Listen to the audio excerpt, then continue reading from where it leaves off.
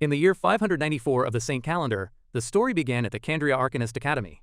When he arrived at the academy, the young man was amazed by how grand the place looked. A 13-year-old boy named Louis Kirill saw that a huge number of people were there for the exam. Suddenly, someone called out his name, and Louis turned around to see who it was. His mother, Luciella, and his father, Julian, ran up to him. They told him he was moving too fast and shouldn't leave them behind. His mother asked if he had his ID and the special hair dye to avoid attracting unwanted attention. She was worried because she had heard stories about students being removed from the academy for small reasons. Julian, however, believed that magic was the only solution to their son's problem.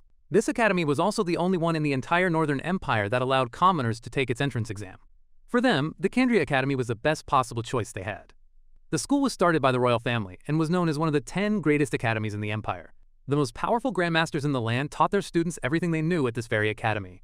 Over the past decade, many guardians who were not from noble families had come from such academies. A large number of these strong warriors had graduated from this specific school. Because of this, Julian was certain it was the perfect place for Louis to learn magic. His mother agreed with her husband, and Louis declared his own goal to become a grandmaster, no matter the cost. The young man explained that he wanted to become strong so he could take ownership of the church orphanage. His mother, Luciella, was shocked to see how determined her son was. She felt bad that she could not heal him, but Julian comforted her, reminding her that she already did more than enough. Louis told his mother that he was only alive because of her, and he was deeply thankful for everything she had done. His mind drifted to a past life, a time when even his own parents did not care for him. Even so, he had never given up on his love for martial arts and kept studying it. He eventually became a scholar whose research helped advance the world of fighting. However, another man stole his work and falsely accused him, claiming a sick person like him did not deserve any praise. In the end, his parents left him too. As he lay dying, his only wish was for a family that would truly love him. He had also wished to live his own life, and it seemed his dreams were finally coming true. The memory shifted to the past, where a young nun was unsure about taking in a small child. A baby, Louis, woke up confused as he thought he was gone. The woman worried he might bring misfortune. But she saw that the baby was innocent and could not leave him. She decided to name him Louis Kirill. Now in this life he had a loving family and a healthy body, allowing him to live without limits. Back in the present moment, a noble pushed his mother aside, shouting for the commoner to move. Louis and Julian quickly ran to help Luciella, who had fallen to the ground. The noble then made fun of the boy's goal, saying a commoner could never hope to become a grandmaster. He acted disgusted, complaining that he had touched a filthy commoner and hoped it wouldn't bring him bad luck. Hearing these words, Louis filled with anger and prepared to strike the noble. But Julian quickly grabbed his son's arm, stopping him from doing anything rash. His father reminded him to focus on the exam, as that was what mattered most right now. His mother also reminded him of his promise not to start any trouble and asked him to be patient. Listening to his parents, the boy calmed himself, but he was still very angry about what happened. He apologized to his mother, who placed a comforting hand on his shoulder. The nobles walked off, calling them trash as they went to get their registration numbers. Suddenly, the crowd began to move, with people shouting to make way for someone named Lord Kane. Kane Aranka, the heir of the Aranka family, appeared, and his noble presence impressed everyone around him.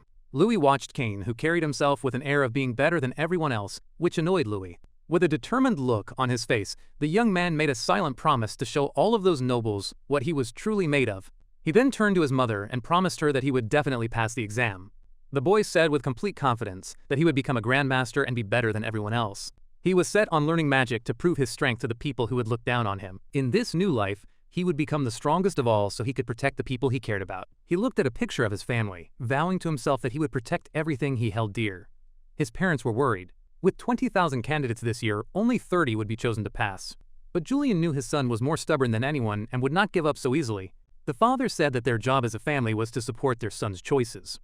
When they reached the exam area, Louis noticed that all the other candidates were older than he was. A man floated into the air and announced that the academy's entrance exam was about to start. He said his name was Aronian Smith, the director of the academy and the one in charge of the exam. The candidates were shocked that the director, a grandmaster himself, would be overseeing the test. In their world, there were 6 ranks for fighters and mages, from the lowest, apprentice, to the highest, saint. The rank of grandmaster was the 3rd highest, and anyone who held it was part of the upper class. The director pointed to a large staircase and explained that the first test was simply to climb it. He went on to say that those who passed this stage would have to get past the upperclassmen. There were only 1,000 passes available, and only those who grabbed one could move on to the next test. The moment the last pass was taken, the exam would be over for everyone else. With a loud shout, the director started the test, and all the candidates began to run. A few confident candidates yelled that the test would be easy and charged toward the upperclassmen. But an upperclassman greeted them with a dark smile, welcoming them to the test. A powerful red aura then exploded from his body, The force was so strong that for a moment everyone's vision blurred. The candidates were caught off guard and were left confused about what had just happened. Right away, many registration numbers were called out, disqualifying a large group of candidates at the same time. The remaining candidates wondered fearfully if they had just been attacked, and they recognized the upperclassmen. Louis realized that what he had just felt was a pure, overwhelming intent to cause harm. The other candidates were still confused, unable to understand what had taken place. Then, Louis explained to those nearby that it was not an attack, but the man's powerful aura. The upperclassman was using his aura to scare all of the candidates at once. Louis understood that anyone with a weak mind would not be able to handle such intense pressure. Many of the weaker candidates had fainted simply from the sheer terror they felt. The upperclassman then looked at Louis and noted that he seemed to have some courage. But he added that there was no place for commoners here, as there were already many talented people. Louis was not scared and looked back at the upperclassman as an equal, showing his bravery. With a challenging expression, the upperclassman said that since the boy was still standing, he would see what he could do. He then promised to force the boy to his knees. At that, the other candidates cried out in pain, begging for the pressure to stop.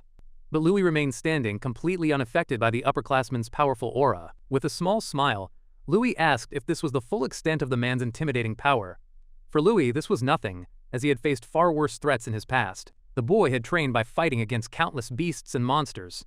Facing the killing intent of wild creatures was a normal part of his daily training. This was why the upperclassman's aura had no effect on him at all.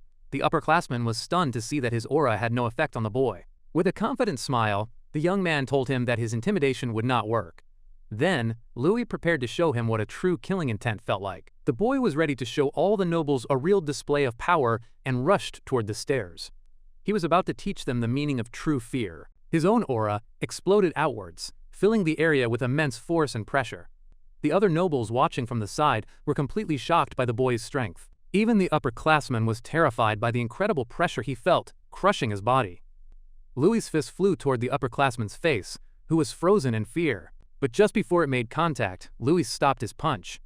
He then stared down at the terrified noble. The upperclassman was completely stunned and speechless at the power the boy had just shown.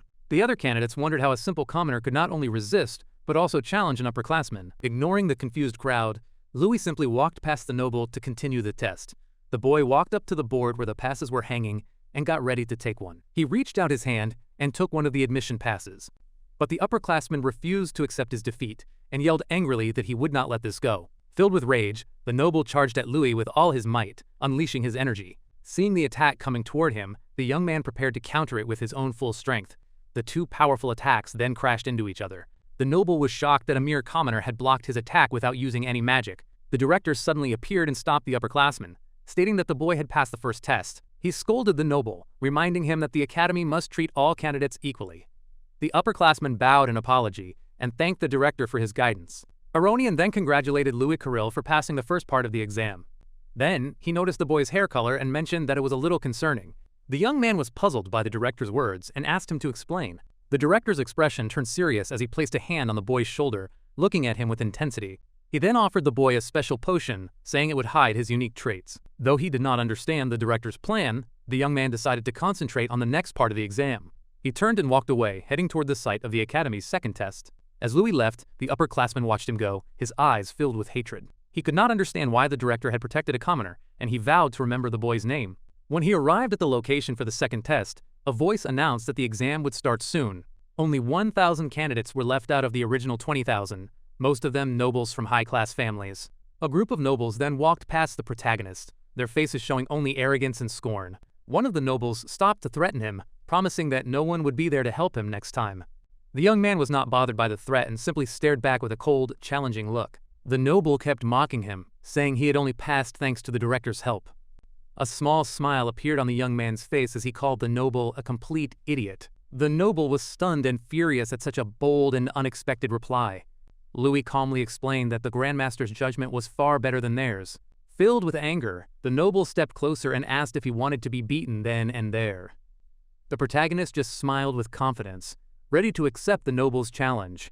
Blinded by his fury, the noble prepared to strike the boy with all his might. He shouted that he would finish the commoner as he lunged forward, his fist aimed right at Louis's face. But the young man remained perfectly calm. In a quick motion, he readied a finger strike aimed at a vital point. His fingers met the noble's fist, stopping its movement completely in mid-air. The noble was filled with terror when he realized his body was frozen and would not move. The young man had used a special technique to block the noble's energy flow, causing the paralysis. With one final push, he sent the noble flying backward as his friends watched in disbelief. The noble's friends cried out, unable to believe he had been defeated so easily. His body slammed into the ground with a loud thud, shocking everyone who was watching. The other candidates stared in shock, struggling to understand the commoner's incredible strength. One of his friends rushed to his side and asked if he was all right, but the noble could only complain of the pain. He cried out in fear, saying he could no longer feel his own arm. He then realized he could not move his right arm at all. Burning with rage, he accused the protagonist of using poison and threatened to report him. But the hero corrected him, explaining that it was not poison but a martial arts technique. The boy said he had tried to hold back as his mother had asked, but he had limits. He added that people should only throw a punch if they are ready to receive one. Suddenly, another boy named Kane grabbed the protagonist's arm. He reminded him that they were in the middle of an important exam. Kane asked if he was willing to be disqualified for fighting. The young man looked at Kane for a moment, thinking about what he had just done. The other nobles shouted at Kane to stay out of it and began threatening the young man again. Kane turned to face them, asking if they knew who he was before telling them to leave. The nobles were clearly frightened and decided it was best to forget the fight and walk away. The group turned and left the area, leaving the trouble behind them for now. Before he left, the defeated noble sneered that commoners were trash and told Louis to remember it. The protagonist thought to himself that all nobles were the same, always using their power to get what they wanted. Kane then approached him with a compliment, saying he was strong and brave for standing up to them. The blonde noble smiled and held out his hand, suggesting they team up for the next test. Just then, a group of girls appeared, asking if Lord Kane needed any partners. A crowd quickly gathered around him, with everyone begging to be on his team. The other candidates knew that being on his team meant an easy pass, since he was from the famous Aranka family. Louis paid no attention to the commotion, his face completely uninterested. At that moment, a huge magic circle glowing with blue energy appeared in the middle of the arena. The director appeared, floating in the air, and congratulated them for passing the test of willpower. He smiled and announced that the next phase would be a test of their power. Suddenly, glowing marks appeared on the chests of every candidate, leaving them confused. Kane was startled when he saw that the mark on his own body was an earth symbol. The blonde boy was completely shocked and could not understand what was happening. His body suddenly felt heavy, and he nearly fell to the ground like many of the other candidates. Then, a massive golden magic circle lit up the entire floor of the arena. The director explained that the second exam would be a battle while under the effects of his powerful earth magic. The nobles began to complain, saying it was impossible to fight while a grandmaster's magic was pressing down on them. One of them then pointed in shock towards someone who was walking as if nothing was wrong. It was Kane, who was managing to stay on his feet despite the immense magical pressure. Straining with effort, he looked ahead and was surprised by what he saw. The person he saw was Louis, who was walking easily through the heavy magical pressure. The young man stepped onto the main stage, which shocked every other candidate there. The director smiled at the boy, noting that he was the first one to arrive yet again. The others recognized him and were stunned that he could handle such intense pressure. Kane himself could barely stand and wondered how the commoner was moving so easily. The director then announced that only those who remained standing could take part in the next test. With a wave of his hand, the Grandmaster prepared to summon something into the arena. An array of weapons appeared, and he told the candidates to choose whichever one they wanted. With a swift and steady motion, the boy's hand closed around the hilt of a sword. He then swung the sword through the air, showing he was ready for the fight to come. The other candidates struggled just to lift their weapons, and the director gave one last warning. He asked if they were all ready, and then gave the signal for the final exam to begin. A smile crossed the director's face as he ordered the release of the bonded slimes. The candidates looked around in confusion, seeing nothing new in the arena. They wondered what bonded slimes were, but no one seemed to have an answer.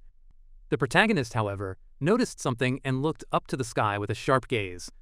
Suddenly, many blue spheres began to fall from the sky toward the candidates. One of the spheres hit the ground and changed into a strange blue creature. Everyone then realized that these creatures were the slimes the director had spoken of. The rules were simple: 1 point for blocking an attack, 2 for dodging, and 5 for defeating a slime. The director explained that the ranking would be based on points, and only the top 100 would pass. The protagonist considered how difficult the test would be since only 100 people could pass. A giant slime suddenly screamed and began shooting out smaller copies of itself in every direction. One of the candidates laughed, saying that slimes were weak monsters and would be easy to beat. With a confident smile, the young noble moved forward with his sword, ready to claim an easy 5 points. He ran at full speed toward one of the small creatures, shouting for it to face his attack. But the small blue creature's expression suddenly changed, and it gave off a powerful and threatening feeling. The little monster then shot forward with incredible speed, right at the candidate who had misjudged it. The noble's confidence vanished, replaced by pure panic as he saw the creature's true power. Before he could react, The slime slammed into his face, sending him flying backward. The other candidates watched in shock. Finally understanding the real danger of this test, more slimes began to fly across the arena, catching everyone else by surprise. The nobles were terrified by the surprising strength of the small blue creatures. One of the boys yelled for everyone to be careful as even more slimes rained down from the sky. The arena turned into a chaotic battlefield, filled with explosions as candidates were thrown through the air. Chaos ruled the field, and many participants were quickly defeated by the slime attacks. From above, the examiners started to announce the scores of the candidates who were able to fight back. An examiner remarked to the director that many nobles from famous families were participating this year. She thought that because of them, a new record might be set as the battle raged on below. Another examiner noted that there were also some excellent commoners, mentioning the boy the director had helped. The director smiled, saying the boy was interesting and might do something amazing. But the other examiner looked concerned by what he was seeing in the arena. He pointed out that the young man had not moved at all since the test began. A nearby noble scoffed at the protagonist, saying the slimes were too fast for a commoner. He added that a commoner would always be a commoner, and would surely be defeated soon. Just then, a slime launched itself straight toward the hero. The attack moved quickly, but the boy stayed perfectly still, showing no reaction at all. With a calm expression, the boy moved aside to avoid the attack. He dodged with a simple shift of his body, leaving his opponent in shock. The noble who challenged him could not believe it, and wondered how he did it. But the attacks continued, as another slime flew across the arena. This slime struck a different participant, sending the person flying from the force of the blow. The boy's face became serious as he braced himself for what was coming next. All at once, many slimes started to fall from above, right on top of him. The noble who had challenged him smiled, thinking there was no way the boy could dodge so many. The protagonist closed his eyes and focused, trying to feel where the attacks were going. His mind then went back to one of the hardest training sessions of his past. In his memory, he stood in a snowy field with his training partners. They held heavy rocks and spoke of how much it would hurt to be hit by one. But the boy told them it was fine because he wanted to try something new. His friends then shouted for him to be careful and threw the rocks with all their strength. A shower of rocks soared through the air at great speed, aimed right at him. His eyes began to glow with a blue energy as he focused completely on the rocks. He recalled a new idea that he had come up with in his past life. The boy had trained his brain to send information about what he saw directly to the part that controlled movement. If he could figure out where things were going and react instantly, he could handle any attack. Back in his training memory, the boy began to process the information of each rock. Once he had the information, the next part was to figure out the path each one would take. The final part was to simply move his body just enough to avoid every single one. His friends were completely amazed by the incredible skill he had just shown. The boy wiped away his sweat, thinking to himself that his new power was amazing. His friends ran to him, asking how he did that and saying it was very cool. He explained that the skill was called void combat calculation, which left them confused. The young man said it was a technique that could predict the end of any battle. Back in the present, the boy was surrounded by slime attacks in the exam arena. His eyes glowed as he got ready to use his skill to predict all the attacks. Formulas and numbers appeared in his mind as he calculated everything perfectly. The path of every monster was analyzed at an unbelievable speed. In the middle of it all, the protagonist got ready to show what he could truly do. He saw that the slimes were fast and strong but could only attack in a straight line. Using this knowledge, the boy calculated the angle and speed to predict where they would all go. Then, Louis started to move around the arena with impressive and exact speed. The young man dodged all the attacks easily, thinking it was simple. He had already scored 8 points from 4 dodges and was ready for the next step. The protagonist then held his sword tightly and prepared to fight back. With a determined look, he thought that it was finally his turn to attack the monsters. The boy swung his sword and defeated several slimes at the same time. Kane, who was watching nearby, was stunned by the commoner's ability. The examiners were also surprised and talked about the boy's amazing perception. One of them said the young man's senses were as sharp as a veteran fighter's. Seeing this, Kane smiled and decided that he must team up with that boy. Suddenly, the protagonist felt something and noticed a new attack coming for him. He turned and saw another slime rushing toward him at full speed. The boy prepared to gain another 5 points by using his piercing attack. With a fast and sure movement, he lunged forward to strike the monster in its center. But at the last second, someone got in the way, and he turned, annoyed, asking who stole his target. It was Kane, who smiled and said the target he stole was not the protagonist's. The blonde noble then turned, and, with a graceful swing of his sword, he attacked. With one clean strike, he sliced the slime in half and defeated the small creature. Meanwhile, the other candidates were still fighting for their lives against the blue monsters. Kane then explained that he stole the target from those other candidates, not from him. He introduced himself as Kane and invited the boy to steal points from others with him. The protagonist looked at the noble with a serious and suspicious expression.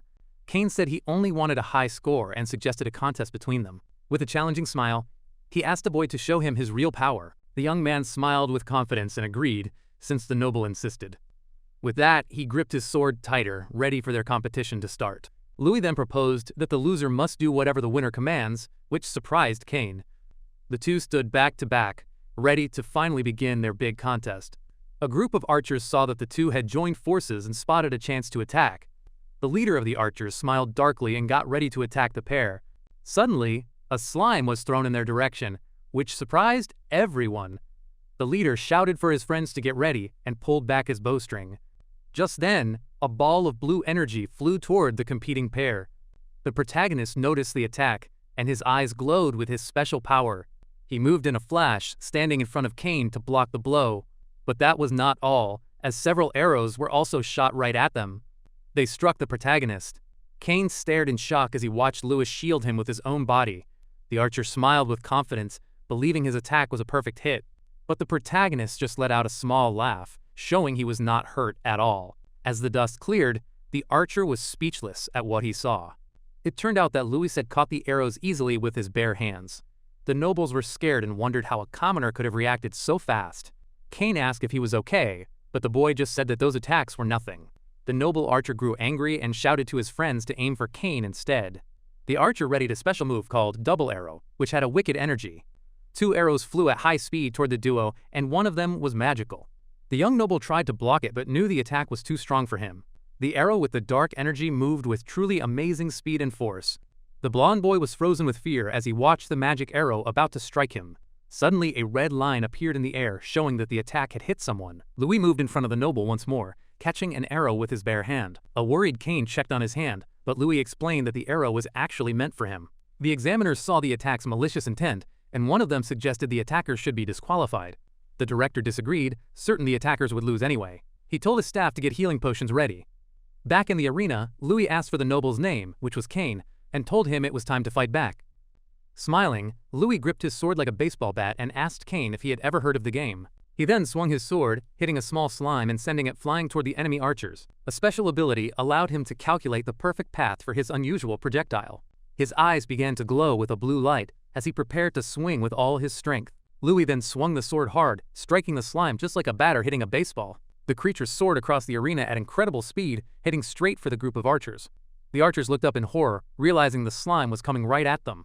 It struck their leader directly in the head, the impact sending him flying backward. His teammates were caught in the resulting blast, and they too were thrown into the spectator stands. The noble leader landed hard on the ground, completely defeated and thus disqualified from the exam. Louis celebrated his first point while Kane watched on, intrigued by the commoner's strange fighting style. The 2 remaining archers were furious about their leader's defeat and yelled out in anger.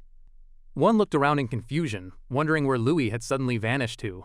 Kane then appeared above them, catching one noble's attention and telling him to look up. Meanwhile, Louis was already lining up another shot with a second slime, ready to score again. The blue slime hit the second archer squarely in the face, giving him no time to react. The force of the blow disqualified him as well, sending him flying far away. The final noble began to panic, unable to believe what was happening before his eyes. Louis suddenly appeared behind him with a smile, telling him he was the last one left. The noble made a threat, warning that his upper-class allies would not forgive this humiliation. Just then, Kane stepped on the noble's foot, making him stumble as if by accident. As the noble lay on the ground, Kane smiled and told him to be more careful. Kane then thanked Louis for his help and asked if his hand was all right after catching the arrow. They shook hands, and Louis commented that Kane was decent for a high-ranking noble. The blonde noble told him not to group him with the others, revealing he was from the Oranka family. The great families were known as powerful clans that produced many grand masters. Louis realized that not all nobles were the same as the 2 of them continued to fight side by side. Another group of candidates became angry, noticing a commander interfering in the fight. They shouted that they would not allow the pair to score any more points. In response, both Louis and Kane prepared for the next fight, unleashing powerful auras. The nobles charged forward, yelling that the commoner should be eliminated from their world. A different group of candidates noticed that Lord Kane was the primary target of the attack. They decided to help the noble heir and charged at the attackers. The arena erupted into a chaotic battlefield, and Kane warned Louis to be careful. A red-haired girl and a small, blue-haired girl watched from the sidelines, noting that things were getting interesting. The redhead called out to the blue-haired girl, Miliana, telling her to make the nobles regret looking down on them. Louis realized he was now a target for many others, which would make scoring more difficult. He turned and was surprised to see that several new slimes had suddenly appeared in the arena. Miliana used her staff to trip one of the candidates, causing him to fall to the ground. At the same time, the red-haired girl used her weapon to unleash a powerful attack that hit multiple enemies. A red-haired boy carrying a giant hammer suddenly appeared, having already defeated several opponents by himself. He grinned and shouted that the chaotic battle was great fun. He declared that fighting people was far more exciting than fighting weak slimes. With a loud yell, the redhead began to spin his massive hammer with all his strength. He spun faster and faster, preparing to release a powerful move. His eyes began to glow as he yelled for everyone to get out of his way. He unleashed his attack, a wide spinning motion that sent all nearby candidates flying. After the chaos settled, the redhead stood still with the hammer resting on his shoulder, looking triumphant. Many candidates were now scattered on the ground, defeated and unable to continue. An examiner asked if they should stop the match, but the director was pleased with the candidates' energy. Another instructor, however, worried about the high number of nobles being disqualified. The director insisted they follow the academy's rules and not worry about outside opinions. He then stepped into the arena himself to signal that the exam was officially over. The director announced to everyone that the second exam had concluded. He added that the final scores and rankings would be posted soon. As the exam ended, the earth magic that formed the arena faded, and one exhausted noble collapsed. Examiners moved through the crowd, handing out healing potions to the injured candidates. Louis accepted a potion and was impressed by the powerful energy he could feel coming from it. Kane walked over and asked what was on Louis's mind, seeing him lost in thought. Kane told him to relax, but also warned that he would not go easy on Louis, even if he won their bet. The director called for everyone's attention, ready to announce the results of the second exam. He summoned a large, magical scroll, and Kane asked Louis where he thought he had placed. Other nobles mocked Louis, but the revealed list only showed the rankings down to 6th place. The director announced that the top 5 had broken records, with Miliana Royce taking 5th place. To the surprise of the crowd, Kane was announced as 4th place. The confident, red-haired girl, Faye Durhan, was revealed to be in 3rd place. Louis began to wonder if he had been disqualified for his aggressive attacks on the other nobles. 2nd place was announced, and it was a boy named Louis Kirill with 887 points. Kane was completely shocked. He wondered who that boy was, as he had never seen him before. The blonde noble then remembered the boy was the commoner from earlier. When asked about it, the young man simply said it was a secret. Kane accepted his defeat in their bet. Louis said he would tell him what he wanted to know after the exam was over. With that out of the way, it was time for the glorious first-place winner to be announced to everyone. Taking first place with a record score of 888 points was Neil Gunn. The redhead smiled, noting that there were interesting people around. He hoped they would not disappoint him. The others were shocked to see 2 newcomers at the top, commenting on how strong Neil was. Meanwhile, Miliana watched Faye, who stood perfectly still while holding her enormous spear. The red-haired girl then declared that she would love to have a battle against the first-place winner. A group of nobles was angry, having lost to mere commoners in the competition. One of them shouted out, calling the commoners a complete disgrace to the nobility of the empire. An instructor informed the director that this was the first time commoners from an orphanage had placed so high. With a serious expression, the director asked if the instructor knew why the association took care of orphans. It was because true strength has nothing to do with a person's social status.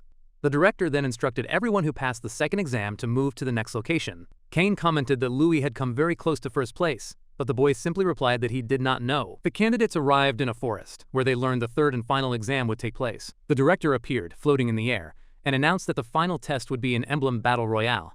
He explained that emblems would be distributed, and upperclassmen would hide them throughout the forest. The objective for everyone was to collect as many emblems as possible, using any method they wished. Anyone who lost their own emblem would be disqualified. Only the top 10 finishers would be admitted. Kane suggested they split up. He warned Louis that those with the highest ranks would be the primary targets. The protagonist then realized the rankings had been announced for the specific purpose of creating this situation. With a smile, the director told them to demonstrate their skills and survive until the very end. The boy was determined to win no matter what, as admission into the academy was now very close. Suddenly, someone approached him from behind, calling him a commoner in a taunting voice. It was one of the nobles he had defeated earlier, who was there to get revenge for his humiliation. The protagonist, however, just stared back at the noble with a cold and unfazed expression. The noble sneered that Kane was not there to protect him, and that no one would help him this time. Just then, the young man noticed something was wrong. He turned his head with an alert expression. He saw that he was now surrounded by several other nobles, all of them ready to attack. The boy understood at once. The examiners must have deliberately leaked his location to the others. The lead noble grew tired of talking and lunged at Louis with his large axe. He shouted for the commoner to receive his blow, As Louis prepared to fight back, another noble shouted that he would not escape and attacked with his spear. Suddenly, 2 more nobles joined in, throwing their spears toward him with all their might. The boy was knocked to the ground, but he quickly recovered and sensed a new danger approaching. With a quick spin in the air, the young man used his sword to create a slash of energy to defend himself. Louis landed back on the ground, wondering what that was. He had felt a different kind of energy in that last attack. The group's leader shouted for him to just give up, telling the young man he would meet his end right there. Even at a disadvantage, the hero dodged every blow with impressive agility. He continued to defend himself against the onslaught of enemy attacks. The protagonist realized more attacks were coming and prepared himself for the next wave. His sword began to fill with power as the boy concentrated, the battle growing more intense. One of the nobles shouted for him to receive his attack, lunging forward with a powerful strike from his weapon. The weapon transformed into a wind arrow. The noble wondered how a commoner could possibly deal with magic, but Louis dodged it once again, and the noble grew angry that he kept escaping all their attacks. The boy realized he could not calculate the path of magical attacks the way he could with normal ones. With a determined look, he decided that he would have to change his strategy. He would use sen no sen, a technique that allowed him to counterattack before the enemy's blow could land. His eyes began to glow as the young man decided to use his enemies' own power against them. Seeing their hesitation, the group's leader shouted for everyone to stop wasting time and attack all at once. At his command, all the nobles charged toward the hero together with their weapons drawn. But the protagonist only gave a confident smile, for he already had a plan to defeat them all. With a confident smile, the young man noted that the timing was perfect to begin his counterattack. The noble with the axe celebrated, thinking he had finally managed to corner the protagonist. He brought his axe down with full force, but the boy dodged the blow with a quick and precise movement. Using his sword, the young man blocked the axe, preparing to use the enemy's own force to his advantage. The noble was shocked to feel his weapon being thrown aside with an impressive amount of force. The redirected axe then hit another noble who had been attacking Louis from behind. One of them screamed in pain as a spear, sent flying in the confusion, hit him in the eyes. From the top of a tree, another noble launched a powerful green energy attack in his direction. But in the blink of an eye, the protagonist appeared right behind the attacker, much to his surprise. The boy then used the noble as a shield, and the magic arrow hit him head-on, causing great damage. The noble fell to the ground, defeated and furious, as the young man picked up a spear to continue the fight. With the new weapon in hand, the protagonist prepared to show off his skills with the spear. He then threw the weapon with incredible force toward another enemy. The spear hit a nearby tree, and the resulting explosion sent the noble flying. The boy then began moving at high speed, easily defeating the remaining nobles. After he defeated them all, the nobles' emblems flew up into the sky as a reward for his victory. With a quick movement, the protagonist caught the emblems in the air and held them firmly in his hand. He turned to his defeated opponents and announced he would be taking their emblems as his prize. Suddenly, a stronger-looking noble appeared, shouting for the others to attack with their full magic power. But to everyone's surprise, Cain appeared. He asked if the noble had been talking to him. Louis was surprised by the sudden turn of events. Cain then said it was a shame the noble would no longer be able to use magic during the exam. Shocked, the man asked why Cain was there, since his friends were supposed to be keeping him busy. The blonde boy explained that he made them tell him the entire plan, adding that they had underestimated the Aranka family. Full of rage, the noble shouted that he did not care and would finish both of them off anyway. But before he could do anything, a crossbow bolt struck him right in the chest. The protagonist turned to Cain, relieved that he was there and safe with him. Cain dismissed them as low-level nobles and offered the emblems he had collected to the hero. He asked if the boy needed help, but Louis declined, saying he preferred to solve his own problems. Suddenly, a girl appeared, clapping her hands. She said that this was a guy she could finally acknowledge. A red-haired girl approached them. With a serious look, she challenged the young man to a fight. Cain explained that she was Faye Durahan. She was the powerful daughter of one of the Empire's grandmasters. The young man asked Cain if she was his friend. The noble denied it, stating that the girl was no friend of his. He admitted to fighting her before, but had let his guard down. Louis guessed that meant he had lost the fight. The girl grew annoyed by their conversation. Cain suggested it was best to ignore her so they could collect more emblems. Hearing this, she called them cowards. She asked if they were running away because they knew they could not win. With that, Louis accepted her challenge. He said he wanted to see how an heir of a great family fights. The red-haired girl smiled. To be fair, she declared she would fight without using any magic. Faye then lunged forward with a jump. She prepared her special attack, the crushing holy spear. The boy's eyes glowed with a blue energy as he readied himself for combat. He managed to block the powerful attack from Faye's spear with a precise and quick movement. The girl was surprised. A smile appeared on her face as she complimented her opponent's incredible skill. He complimented her in return, saying she was very good. He gripped his weapon firmly. Faye wasted no time and began to spin her spear with great speed. At the same time, the young man disengaged from the weapon to avoid being cut. With a shout, the red-haired girl urged the fight onward and advanced with another powerful attack. She then leaped into the air, preparing to use her Holy Spear technique once more. The attack struck the ground and caused a huge explosion, but the boy managed to dodge just in time. From a distance, two examiners watched the explosion. They commented on the intensity of the battle. One of them noted that her speed and power were perfect, just as expected from a fighting genius. The other, however, said the commoner was impressive. He wondered how long the boy would last. At that moment, the director appeared, floating nearby. He asked them who they thought would win the contest. The director said he liked the boy but believed he could not beat Faye, which left the others confused. He explained with a serious look that a battle is a clash of body and will between the fighters. In the arena, Louis faced the dust kicked up by the explosion. He prepared for the next move. Faye did not give up. She advanced with a sequence of attacks called the Swift Holy Spear, using all her might. The boy used his calculation ability to predict the multiple paths of her attack. The girl grew frustrated when she realized he was managing to defend against all of her strikes. Suddenly, Louis found an opening.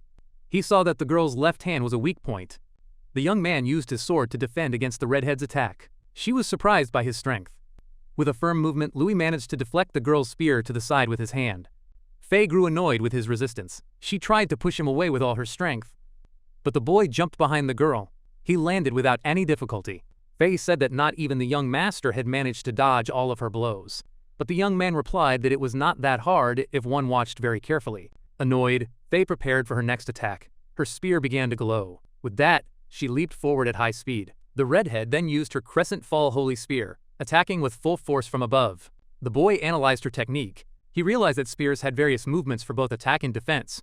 Combined with the weapon's long reach, he understood that her technique was quite a problem. But at the same time, he also realized there were several fatal weaknesses in her fighting style. The warrior began to spin her spear even faster. He then noted that one of her vulnerabilities was in close quarters combat. His eyes glowed with lightning. He thought that if he timed it right, he could get close to her. With that, he decided to counterattack, using his swordsmanship technique called sword dance. But the girl sensed his intention. With a smile, she said she knew exactly what he was planning. She then shouted that it would not work on her and prepared a quick counterattack. With a quick footwork movement, the redhead spun her body and prepared for the next attack. The warrior then spun her spear at high speed. Louis was completely shocked by the force and skill of her technique. The redhead shouted that her family's holy spear had no weaknesses. She told Louis to get ready. With that, a tornado from the spear headed toward the boy, who prepared to defend himself. The examiners praised her talent, noting that her father had only learned this technique at 16, but the boy said it was a shame and prepared to use one of his own sword techniques. He then used his sword to protect himself from the powerful blow. The boy revealed that the spear's other weakness was its high stamina cost for the user. He knew that if he continued to defend with precision, an opening would surely appear. The girl continued her relentless attack, not realizing what her opponent was planning. Suddenly, the young man's eyes glowed with energy. He saw the opening he had been waiting for. With a shout, he leaped into the air. He came down with his sword, aiming to strike the girl head-on. But to his surprise, the tip of his sword simply broke. A piece of the blade fell to the ground. This made the young man's weapon useless at that moment. Louis was stunned by what had happened and could not believe his bad luck. Faye also seemed surprised by the unexpected outcome. She complimented him, saying that if the sword had not broken, he would have managed to counterattack. The boy confirmed this. He said it seemed his luck was terrible for that to have happened. The girl asked if he had been holding back. He explained it was his habit to observe before fighting. With a smile, Louis said that now he would finally fight her seriously. The redhead pointed out that his weapon was gone, but he did not seem to care. With a movement of his hand, the young man prepared to show his true skill. He then revealed that he was actually much better with his fists and took a fighting stance. Faye watched him carefully. She thought that he had no openings in his combat posture. The white-haired boy remained calm and focused, waiting for his opponent's next move. Suddenly, she saw an opportunity. She shouted that now was the time to attack with everything she had. With a powerful push, the girl advanced toward him with impressive speed. Louis held his ground and prepared for the attack. From the sidelines, Kane warned him that the incoming spinning charge was very dangerous to take head-on. Energy flowed from Louis's hands as he made smooth motions with them. As the spear made contact, both Faye and Kane were in shock. Louis had stopped the spear with a clapping grip on its head. The examiners questioned his move, and the director explained that his attack could break through any defense. The red-haired warrior declared the battle was not finished and pressed on with her assault without a moment's pause. She then hurled the broken spear tip like a dart, aiming to strike him from afar. Her eyes glowed as she yelled that if one way failed, she would simply find another. After landing, she gripped the rest of her spear, preparing for an attack that would cover a wide area. Louis looked up, surprised by his opponent's new tactic in their final confrontation. The red-haired girl then made several copies of herself, which all moved forward to attack at once.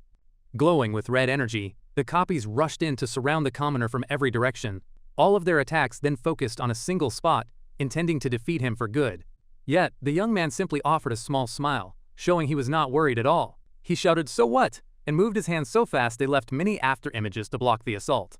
One of the hand images caught the tip of her spear, halting the attack in mid-flight. The hand held on tight, bringing the warrior's attack to a complete stop. A large burst of energy erupted, and the blur of hands blocked every single attack. The red-haired girl was in total shock, shouting in confusion about what had just occurred. The director explained that the boy appeared to be using a special skill to stop the spear from spinning. He added that he had never witnessed such a thing, and for a commoner to stop the Durahan technique was amazing. Louis's eyes glowed as he used his energy hands to force the girl backward. The young man then sent out a shockwave, throwing the Harris girl back with great power. Faye stabbed her spear into the ground to stop herself, kicking up a large cloud of dust. Annoyed by what happened, the girl cursed under her breath, unable to believe she had been bested like that. She got back on her feet and demanded to know what strange skill he had used against her. He explained it was a kind of parry from martial arts, meant to cancel the force of a blow. The red-haired girl was completely confused by his words, and did not understand the technique at all. Louis told her to just see it as a special move, and then he moved in for his final strike. The Harris girl was taken by surprise at his speed and had almost no time to react to his advance. With amazing speed, the young man dashed toward the girl to finish the fight. His feet moved so quickly that he seemed to float just above the ground. The young man made several afterimages of himself, confusing the warrior with his motions. Faye swung her spear in a wide circle, trying to hit all the copies at the same time, but he dodged her attack easily, creating even more fake images of himself. Kane, watching from the side, was shocked and wondered if it was just a trick of the eyes. He noted that the boy's movements were like a butterfly and was very impressed. The red-haired girl shouted in frustration, unable to land a hit even when he was right before her. An explanation was given that this was a graceful move from a famous boxer, known as the butterfly step. Using this light and unpredictable movement, he could dodge any attack. The boy noted that the technique was perfect for this moment, and moved closer for the finishing blow. With one accurate punch, Louis struck the girl directly, sending her flying backward.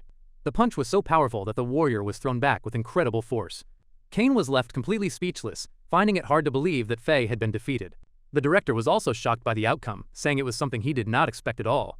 He remarked that very few people could beat Faye without using magic, and that the commoner might be a genius at fighting. The young man stood as the victor, while the girl lay on the ground, defeated. But she struggled to her feet, declaring it was not over yet, and introducing herself as Faye of the Durahan family. Louis simply watched his opponent with a calm face, ready to keep fighting. He thought to himself that since she came from a great family, she would not give up so easily. The red-haired girl then lunged forward with a powerful kick, as a red aura covered her whole body. He realized she had given up her spear and was now using a martial art style based on her spear techniques. With a loud cry, the red-haired girl charged toward the boy, hoping to land a decisive blow. The young man then took a Wing Chun stance, getting ready to counter her attack. Using the Paxo technique, he prepared to turn aside the girl's attack with his hands. The warrior shouted the name of her move, Crushing Fist, as she moved in with a powerful punch. The two of them then met in a final clash, and a great wave of energy shot outward. He felt the force of her blow and compared its power to that of a 1-inch punch. He praised her technique, and she replied that her family was skilled in more than just fighting with spears. The girl then yelled the name of her attack and sent out several fists made of energy all at once. Louis smiled and accepted her challenge, getting ready to use his own boxing skills. The two fighters then clashed again. He thought that fighting a powerful opponent was the dream he had always hoped for. A strange energy began to take him over, and his heart started to beat with a dark red glow. His eye then began to glow brightly, a sign that he was starting to lose control. A demonic-looking shadow appeared behind him as he shouted for them to enjoy the fight even more. Seeing this sudden change in him, the red-haired warrior grew frightened and asked what was going on. The girl saw a huge, demonic face before her and felt a deep sense of fear. Terrified, the Harris girl realized that she was completely unable to move her body.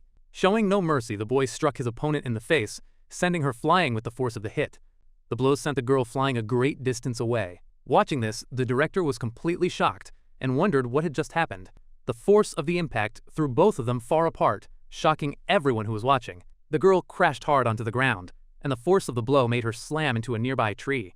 From a distance, two students watched the scene, worried about the young warrior's state. The two were shocked and could not believe that a simple commoner had managed to push Faye into a corner. One of the students felt a strange pressure, holding his head in pain and confusion. He suddenly started to feel unwell, and his friend asked with worry what was wrong. The boy said he felt sick, and then became filled with terror as he began to understand what might be happening. He then sensed the main character's dark energy, and wondered if it was truly what he suspected it to be. The student was furious. His plan had failed because he had never imagined the commoner would be so strong. With blood on his lips, Brian remembered an old legend, and fear washed over him. He knew that if the legend was true, they could not allow the boy to live. Faye struggled to her feet. She faced her opponent, shocked by his sudden increase in power. Consumed by fury, the protagonist moved forward and struck the girl with a devastating blow. The attack hit her directly in the head, and the force of the impact made her spit up blood. Faye was thrown backward by the powerful strike and fell to the ground, completely defenseless. The hero let out a roar of pure rage, showing that he had completely lost control. He then unleashed a rapid series of punches. The young woman realized his power and speed were on another level. There was no way for her to win. Feeling desperate, the girl understood that if this continued, she would surely be finished. With that, she resolved to use her secret technique, and a magic circle appeared on her fist. The girl then launched her fire fist, clashing with the boy's attack in a desperate defense. A huge explosion of red and yellow energy erupted from the collision of their powers. The girl screamed in pain as she was caught in the blast and thrown far away with great force. She flew through the forest at high speed, her body breaking several trees along the way. The protagonist seemed to be returning to his normal state. Suddenly, the boy came to his senses. He realized with a shock that he had lost control of his body again. He looked down at his hand and was stunned to see it was the power of magic. Kane ran to help him and asked if he was okay, but the young man was only worried about the girl. An upperclassman suddenly appeared and announced that the candidate had lost his emblem during the fight. With a victorious smile, the man declared that the protagonist was disqualified from the exam. Louis looked at his chest and saw that his admission emblem was mysteriously on fire. In an instant, the small flame consumed the entire emblem, turning it to ash. The upperclassman shouted that he had lost, but Kane defended him, saying it was just an accident. But the man claimed the director saw everything, and asked if Kane was really going to help a cheating commoner. The examiner then grabbed him, shouting that trash like him should disappear forever. Suddenly, a voice cried out for him to wait. The red-haired girl appeared, badly injured but still standing. Kane and the upperclassmen were completely shocked to see that the young woman was still conscious. The protagonist was also surprised by the sight and stared at the girl, not knowing what to say. The girl walked closer and asked if the boy was safe, which left him very confused. The man was furious and asked if she also wanted to be disqualified for protecting a commoner. But the young woman shouted for him to shut up, saying she knew his emblem had been burned. Faye apologized to Louis, shocking Kane. The boy, however, insisted on taking all the blame. She then told him he had won and proposed they have another fight once they both entered the academy. The examiner scoffed at the idea, asking how he could pass with only 4 emblems. The red-haired girl then tore off the piece of her clothing that held her emblems to give to the boy. She held her hand out and told him to take it as a reward for his victory. With this, the young man now had a total of 14 emblems and could pass the final exam. The warrior then stated that his emblem burned after the fight was over, so the result still counted. The upperclassman was furious with the girl's actions and shouted her name with great anger. But the redhead ignored the man and turned to Kane, who was surprised by her attitude. She said she would not accept the weak passing, while those who deserved it were failed. With that, the young woman kicked the tip of her spear into the air with a quick, precise move. She then asked what would happen if the 10th place finisher had 14 or more emblems. Kane smiled and said that by coincidence, he was thinking the same thing. The girl commented that he was not so dumb after all, and the two ran off to collect more emblems together. The protagonist simply watched the scene with a smile, as the annoyed upperclassman walked away. Suddenly, the director appeared and announced that Louis had been disqualified and would be escorted out. The upperclassman then glared at him and told the boy not to think this was over. A noble remarked that if Faye defeated other candidates, Louis would surely pass the exam. With a sinister look, the upperclassman said it would not be strange if a candidate was removed by accident. The other noble encouraged him to do it, hoping the protagonist was not as weak as the others. A sinister entity remembered the feeling from before and spoke about Louis' true identity. The director thought that martial arts were strong, but on their own, they could not match magic. Looking at the academy, the boy thought that he needed to learn how to combine magic and martial arts. As he was leaving, the boy worried about his torn clothes and how he would explain it all to his mother. He believed that if he told her the truth, she would become very worried and ask too many questions. Suddenly, a cloaked figure with a dagger appeared behind him, ready for a final strike. But with a quick reflex, the protagonist managed to dodge the blow at the last second. With a powerful kick, Louis sent his attacker flying and prepared for the coming battle. The mysterious man recovered and asked in shock how the young man had noticed his presence. The protagonist said that the smell of blood coming from him was impossible not to notice, At that moment, two more men appeared, and their leader mocked the boy for being so relaxed near his end. Seeing that he was surrounded, the young man realized his opponents were very skilled, and he would have to fight seriously. He then noticed that one of them seemed much more dangerous than the others, and prepared for the worst. Suddenly, the group's leader charged forward with a spinning kick, shouting for the boy not to look away. With a malicious smile, the man said the protagonist's head would fly with his next attack. His eyes suddenly glowed with a blue light as he activated a special ability. The ability created multiple copies of himself, allowing him to easily dodge his enemy's strike. The boy raised his dagger, successfully blocking the next blow. In a swift and precise move, he threw the attacker hard onto the ground. Seizing the moment, he landed a strong kick on the fallen man. He skillfully dodged another attack, displaying his quickness and fighting talent. As the leader got to his feet, he noted the boy's amazing senses and fighting style were just as the report had described. Louis was taken aback by the man's comment, wondering what this report was. The leader admitted the boy fought well up close but wondered how he would handle magic. At his signal, the other three men launched several magical wind arrows toward the young hero. He braced for the incoming attack, surprised by how powerful the arrows felt. He narrowly dodged the shots, which burned holes into the trees behind him. Realizing he could not keep this up, the boy decided to use one of his breathing techniques. This technique channeled the chi in his body, increasing his strength and unlocking hidden power.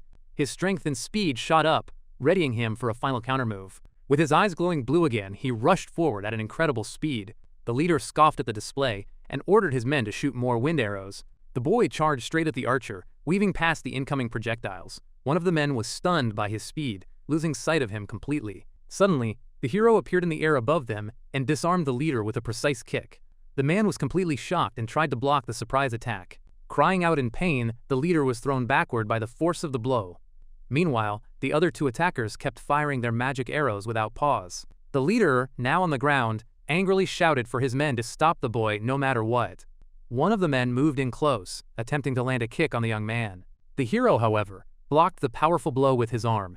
The force of the kick was so strong that it made the boy's hand tremble from the impact. He was pushed back by the force, but he managed to stay on his feet and continue fighting. Facing his opponent, he thought to himself that this man was very strong and dangerous. The man in blue stood with his arms crossed, looking sure of his victory. Suddenly, the other attackers moved to surround the hero from every side. Now completely surrounded, the boy knew he was in a very bad position. Then, a volley of energy arrows flew toward him all at once. With no way to escape, he was hit directly and fell to the ground, seemingly defeated. One of the men celebrated, saying they had finally taken the boy down. He then wondered if the boy was just a commoner, since he had put up such a tough fight.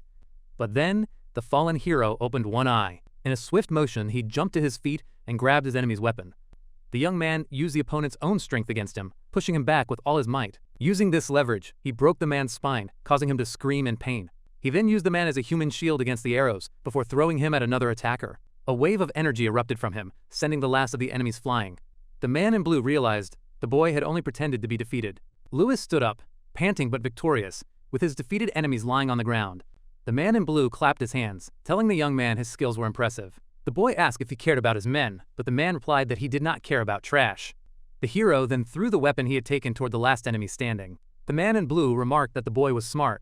He said that if not for his orders, he would have liked to take the young man as his student. He moved forward with his weapon, saying again that he truly wished the boy could be his apprentice. The weapon, glowing with dark energy, came down with great force, but the hero managed to block the strike. The impact was so powerful that it sent the boy flying back into the forest. As he was thrown through the air, he coughed up blood from the force of the blow. The leader watched him fall and immediately prepared for his next attack. He held a giant hammer and said the boy's skills were good, but not good enough against a better fighter. His eyes glowed with a purple energy as he stated the boy was nowhere near his level. Even though he was at a disadvantage, the hero faced the threat with a determined look. The magic hammer then slammed into the ground, causing a huge explosion. The enemy then came down, ready to finish the fight. The opponent then unleashed a series of quick attacks. Slowly, the dust from the explosion began to clear. The leader looked down into the crater, wondering how the boy could have survived. He was surprised to see the young man still standing in the middle of it, and he wondered if he was alive. Though injured, Louis stood up and declared that he would not be defeated here. The enemy said it was a shame, but the hero's life was about to end. He prepared his most powerful attack, claiming that not even a goddess could save him now. The young man looked up, watching the attack form above him. The man unleashed his heavenly hammer, sending the attack down with enough force to end the battle. With a desperate shout, the boy declared that he could not be defeated now. He wanted to master magic so he could protect the family he held so dear. With one eye glowing red, he decided he would change his own destiny no matter what it took. A red energy then burst from his fist as he yelled that he would survive. The boy's red energy shot upward, crashing into the attacker's dark hammer. The attacker was completely shocked, wondering what this strange and powerful energy could be. The clash created a huge explosion of energy that destroyed everything around them. The explosion grew even bigger, forming a giant fireball in the middle of the dark forest. After the dust settled, the hero fell to his knees, coughing and badly hurt. The man in blue looked at his hammer, which was now smoking, and found it strange. He admitted to himself that, for the first time, he felt like he was fighting an equal. The attacker then finally understood why a certain person was so interested in the hero. Filled with rage, the man raised his hammer again and screamed for the monster to be gone for good. Suddenly, a voice cried out that it was enough. A tornado of energy then struck the man head-on with immense force. The powerful blast sent the man in blue flying. His body spun through the air as he was thrown a great distance. The whirlwind of energy then began to pursue the man. Completely surprised, the attacker faced the energy. He wondered about the source of this incredible power that was hitting him. The man cried out in pain as the attack overwhelmed him. Lying on the ground, the young protagonist watched the scene unfold. He was confused about what was happening. Without warning, a figure appeared. The protagonist recognized the man immediately. He was shocked to see that it was the director of the academy. The Grandmaster praised the boy for controlling his fury and offered him a healing potion. The boy took the flask and drank all of the liquid in one gulp to mend his wounds. Meanwhile, the attacker in blue finally fell to the ground. The director looked furious. He demanded to know who gave the order to attack one of his academy's students. The man addressed him as Grandmaster. He warned him not to think he could protect the monster. Aronian glared at the attacker with a very serious expression. But the man just gave a wicked smile. He said that this was only the start of their plan. Suddenly, the attacker's body exploded, splattering blood across the dark forest. The director wondered if the man had done it to himself. He suspected the Assassin's Guild might be involved. Louis then stood up. He was amazed by the power of the advanced healing potion he had just taken. A green energy surrounded his body. He realized that even his broken bones were now completely healed. The boy asked the director if he was truly just passing by coincidentally. With a serious look, the young man asked the Grandmaster why he was always there to save him. Aronian replied that they would discuss it at the protagonist's home, which left the boy confused. The boy suddenly grew desperate. He realized it was very late and that his mother would be worried. He began to run at full speed, shouting about how much trouble he was in. The director then called out for someone named Kylie. He summoned a dark creature to handle the cleanup. The creature flew down toward the crater as Aronian walked away from the site of the battle. In the town of Mantia, a man was shouting at the protagonist's mother in front of a windmill. The man accused her of disrespecting the Lord. She explained that she was only waiting for the children to arrive. Then, another man grabbed her wrist with a sinister look. He said that she needed to be punished. But before he could do anything, the protagonist appeared and punched him squarely in the face. Louis followed up with a powerful kick, sending the man to the ground. The man screamed in pain from the blow. The boy's mother was shocked to see him. She said that he had finally returned home from the exam. The woman was completely stunned by the scene. She covered her mouth with her hands in disbelief. The young man ran to his mother's side. He worriedly asked if she was all right after what had happened. She touched his face and noticed his torn clothes. She saw that he was covered in bruises. The boy told her not to worry. He said he was fine and had just gotten a little hurt during the academy exam. The man who was attacked got up angrily. He accused the boy of always breaking rules and starting fights. The man then threatened him. He said he would report him to the Lord and call for someone named George. Suddenly, the director appeared, floating in the air. He said that it all seemed to be a misunderstanding. Aronian then landed and introduced himself as the director of the academy, which surprised everyone. The men were terrified. If he could fly, he was surely a grandmaster. With an intimidating stare, the director told them to give his regards to the lord of the city. The two frightened men bowed. They promised to do exactly what the grandmaster had commanded. Aronian then turned to the boy's mother. He told her he had something he needed to discuss with her. The three of them entered the house. The director invited them to sit so they could talk. Inside, the grandmaster looked around. He wondered if this was the windmill the nobles had mentioned. With a sharp eye, the director noticed the boy's inventions were scattered all around the room. Elsewhere, Louis was busy working on one of his creations as the grandmaster watched him closely. The young man's mother came in with some apples. She said her son had made everything and had improved their lives. She worriedly asked if her son had caused any trouble. Aronian assured her that his results were incredible. The director thought to himself that he had only seen such talent once before, in the ancient scripture of Gaia. The story flashed back to a long-forgotten time when humanity was ruled by cruel monsters. But a genius created the arcane arts. Together with his friends, he saved humanity from being wiped out. The day of this hero's birth became known as Liberation Day, and everyone celebrated the great victory. In the scripture of Gaia, this man was known to all as the legendary first hero. Back in the present, his mother called the hero a savior, but Louis remembered that the legends mentioned no heroes. Aronian then spoke with a serious tone. He said the hero was described very differently in the old stories. He was a man with black hair and black eyes. This revelation shocked both the protagonist and his mother. The director revealed this was a great secret. It was known only to the most powerful people in the world. Despite saving everyone, a madness lived inside the hero's heart. It was a madness that wanted only to destroy. The hero turned against his own allies. This became humanity's first great nightmare. This inner madness is like a curse. It eats away at the soul of the person who has it. Louis was shocked to hear this. He wondered if his own struggles with madness came from that ancient time. Aronian explained that this was the reason people with black hair and eyes are eliminated in every country. The director then touched Louis's head. He asked if the boy really thought he could fool everyone just by dyeing his hair. His mother became distraught. She cried out that she was the one who told her son to dye his hair. The protagonist comforted his mother. He told her to calm down and that everything was going to be all right. With a look of confidence, the young man said that if the director had wanted to harm him, he would have done it already.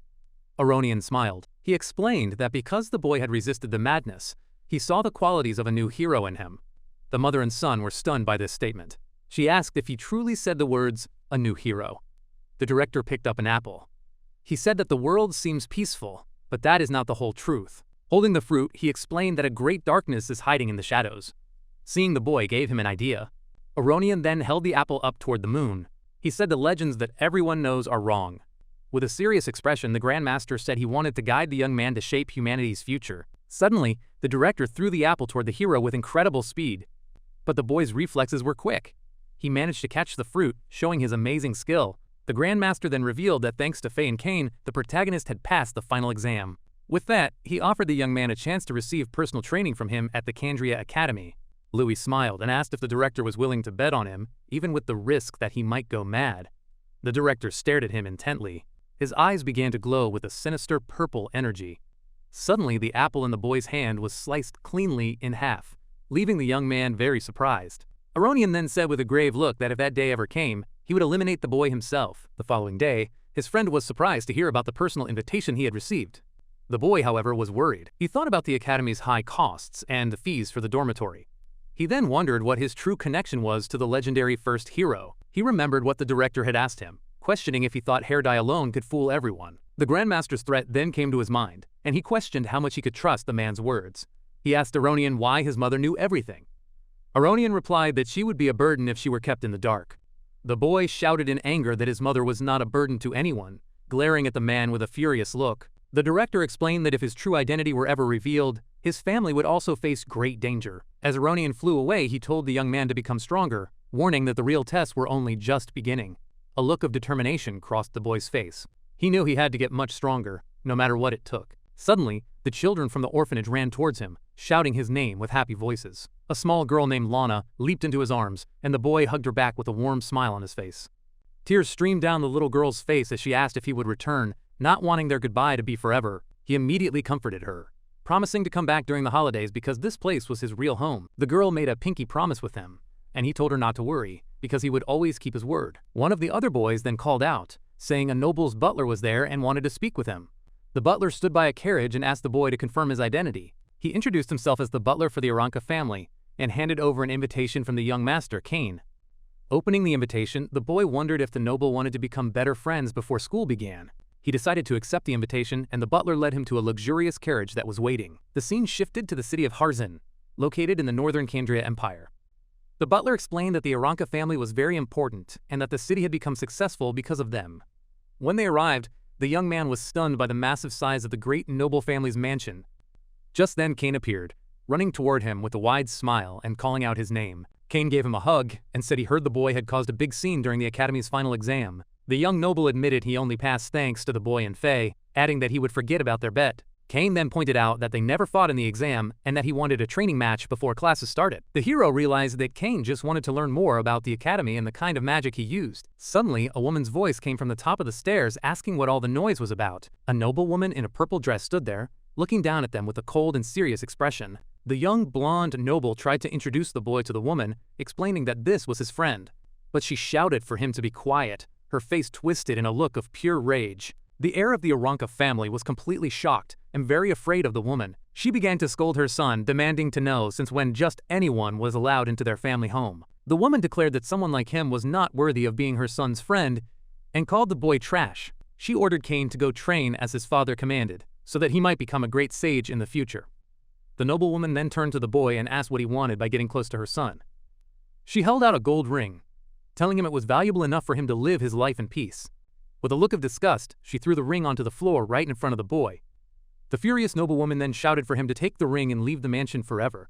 Filled with his own anger, the heir shouted at his mother, asking why she was doing all of this. With a look of shame, the blonde noble turned and apologized to his new friend. The boy knelt and explained that he became Cain's friend because he respected his great skill in battle. He then asked if Cain's word was worth as little as the gold ring lying on the floor. Cain was completely shocked and speechless, amazed by his friend's courage in facing his mother. With a furious expression, the noblewoman shouted for someone to come and resolve the situation at once. At her call, several guards appeared and the woman ordered them to throw the commoner out of the mansion. But Cain stood in front of his friend, stating that the boy had more talent than him and had even defeated Faye. The noblewoman scoffed at the idea that a commoner could ever be better than the children of the empire's noble families. With a serious look, Louis said that with him around, Cain could become even stronger. Full of rage, the woman shouted that the boy was mocking the Awakens family and called him arrogant. At that moment, an incredible pressure rose in the room, sending people flying. A man suddenly appeared at the door, and his presence alone was enough to stop all the chaos. The man repeated Louis's words, asking if it was true that Cain could become stronger. Louis and the young blonde noble were shocked to see the master of the Awakens family standing there. As the man walked closer, the woman called him master, her face filled with worry. The noblewoman then called her husband by his name, William, with an expression of total desperation. She pleaded that if Cain stayed with the commoner, he would never reach his father's level. But the man simply ignored her. He then called out to his son, and the young noble bowed respectfully before his powerful father. Louis introduced himself as Cain's friend and sensed that the man's aura was incredible. The master then asked his son if what the boy had said about his own power was true. With a serious expression, the man approached the young man and told him to prove his words right now. The master of the family then released a powerful aura in the shape of a tiger to test the boy. The boy immediately felt the intense pressure and could sense the man's intention to end things. The red aura charged straight at the young boy. As it hit him, he felt like he could not breathe from the immense pressure on his body. But even while feeling that great force, the boy faced the noble with a very determined look. He readied himself for a battle, realizing that the man was being completely serious with him.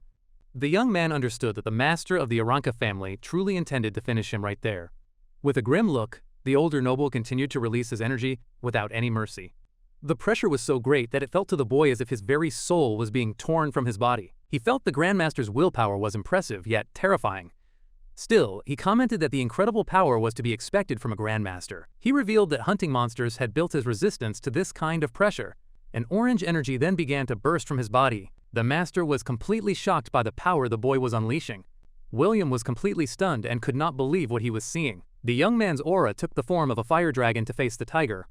With a determined look, the boy faced the master of the Awakens family as an equal. The two auras clashed in a battle of power, the tiger against the fire dragon. Cain was shocked by what he saw. Louis then fell to his knees. Cain rushed to help his friend, asking if he was okay, and Louis confirmed he was fine. William then called out to the boy, asking why he sought so much power. With a determined look, the young man replied it was to protect his family from any danger. The master of the Awakens family was silent for a moment, thinking about the answer. He then turned to his son, saying his willpower was weak and that he should learn from the commoner. Cain's mother was completely shocked and asked her husband what he was thinking. But the man glared at her coldly and asked if she had an opinion on his decision. Frightened, the noblewoman fell silent, while her son watched the scene in embarrassment. Cain then called Louis to the training ground so they could begin their fight. When they arrived, the heir apologized for what his parents had done earlier. But Louis said it was all right, adding that his father had been a bit too extreme. The young blonde explained that his father was fair and thought Louis was more suitable to be the heir. With a smile, Louis understood that the master had only tested him for his son's sake. Cain then became confused by the word love, seeming not to understand what his friend meant. The heir then remembered that he had barely left the house since he was little, doing nothing but train. His only childhood memories were of eating, sleeping, and training to become stronger. His father's wish was for him to become a great sage, like his grandfather before him. Not knowing why, he kept swinging his sword just to earn his father's approval. To the young noble, that house felt like a prison, where he even needed permission to breathe. Despite the praise, His status and talent felt like chains that only grew tighter. The heir explained that the more he was kept inside, the more he wanted to know the world outside. His biggest dream was to sing freely like a bard and be the master of his own life. He wanted to be like a bird flying across the continent without any worries. But, he said, this was a world where only strength truly mattered. With a serious look, Louis simply listened to his new noble friend's frustrations. Cain then explained it was not about wanting to be strong, but that swinging his sword was his only way out. For the heir, that was the only way to break the chains that bound him. He revealed that his father graduated from the academy, so he would go there to get stronger as well. The young blonde shouted that all he wanted was permission to live his life freely. With a determined smile, the noble told Louis he was counting on his help. Louis accepted the challenge and prepared to train with his new friend. With that, the two finally began to train together on the Awakens family's training grounds. From a distance, the master of the family asked his servant about the investigation. The servant said the boy was not ordinary and used fighting techniques no one had ever seen. He had also broken records and defeated Faye, even when she was using magic. The servant added that he was protected by a Ronin, who fought assassins to save the boy's life. With a serious look, William remarked that the boy seemed to be a big troublemaker. The servant then asked why he allowed someone like that to be near the young master. The older noble explained that such people attract danger, and that overcoming challenges helps one grow. Meanwhile, on the training grounds, Louis dodged a kick from Cain, showing he was the better fighter. William then thought that maybe this boy could truly make his son stronger. Cain then shouted for the boy to face his technique and unleashed a powerful wind attack. Louis smiled and told him to bring it on, for he was ready to fight. The master of the family admitted that his son seemed to have a better eye for people than he did. The young noble then used his special technique, Wind Rush, and charged forward with all his might. With his eyes glowing blue, Louis analyzed Cain's attack to predict his movements. Cain was completely shocked to see his opponent's fist coming toward him. With a quick move, the young man managed to block the noble's sword with his hand. He then said that using magic to move faster was good, but Cain's movements were too simple. Cain then smiled, saying he now understood why even Faye could not beat him in the exam. Louis asked if something was on his face, because Cain was staring at him in a strange way. The heir then asked if he had ever noticed anything different about his own fighting style. He was confused because his techniques were the secret arts his father and grandfather used to become strong. Louis then said he meant that there was another path for the young noble. The young blonde was shocked by the idea of a path different from his father's and grandfather's. With that, the boy picked up a sword from the weapon rack to show what he meant. He then called to Cain and asked if the young noble wanted to surprise his own father. From afar, the master of the Awakens family watched the scene, very curious about what would happen next. The older noble continued to watch the two boys with a very attentive and thoughtful look. With that, the two young men leaped into the air and began a new training session. The hero had just explained that in martial arts, speed was a great and powerful weapon. He added that speed was not just about fast movement, but also about quick reactions and decisions.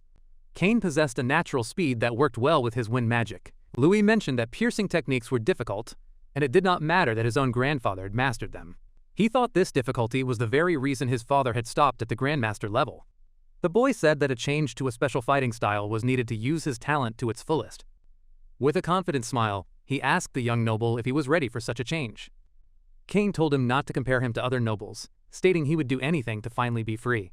Louis liked this answer and explained that the key to fighting was to always move and fall back when needed.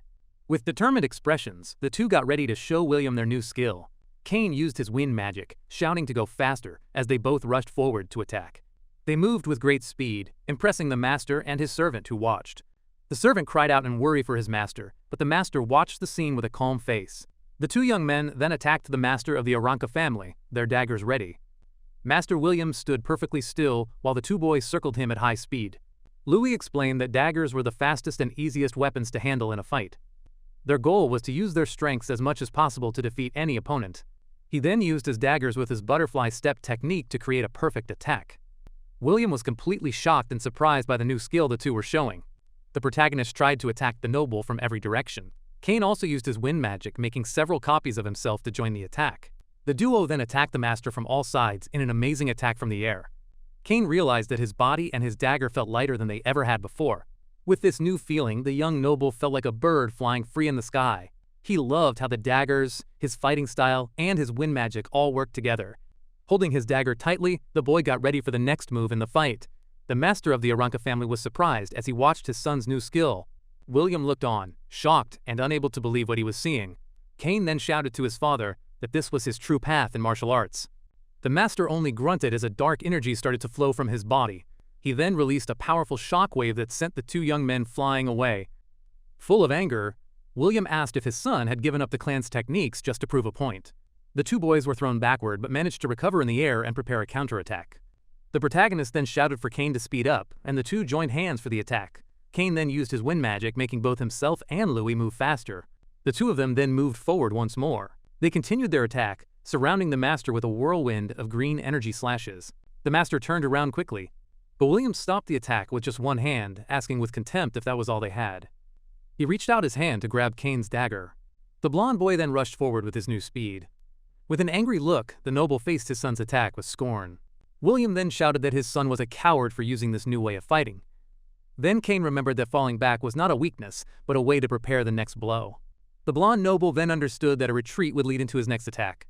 Cain then used his wind magic to create a tornado, attacking his father with all his strength. The two rushed forward at high speed with their daggers out, ready to show their new skill.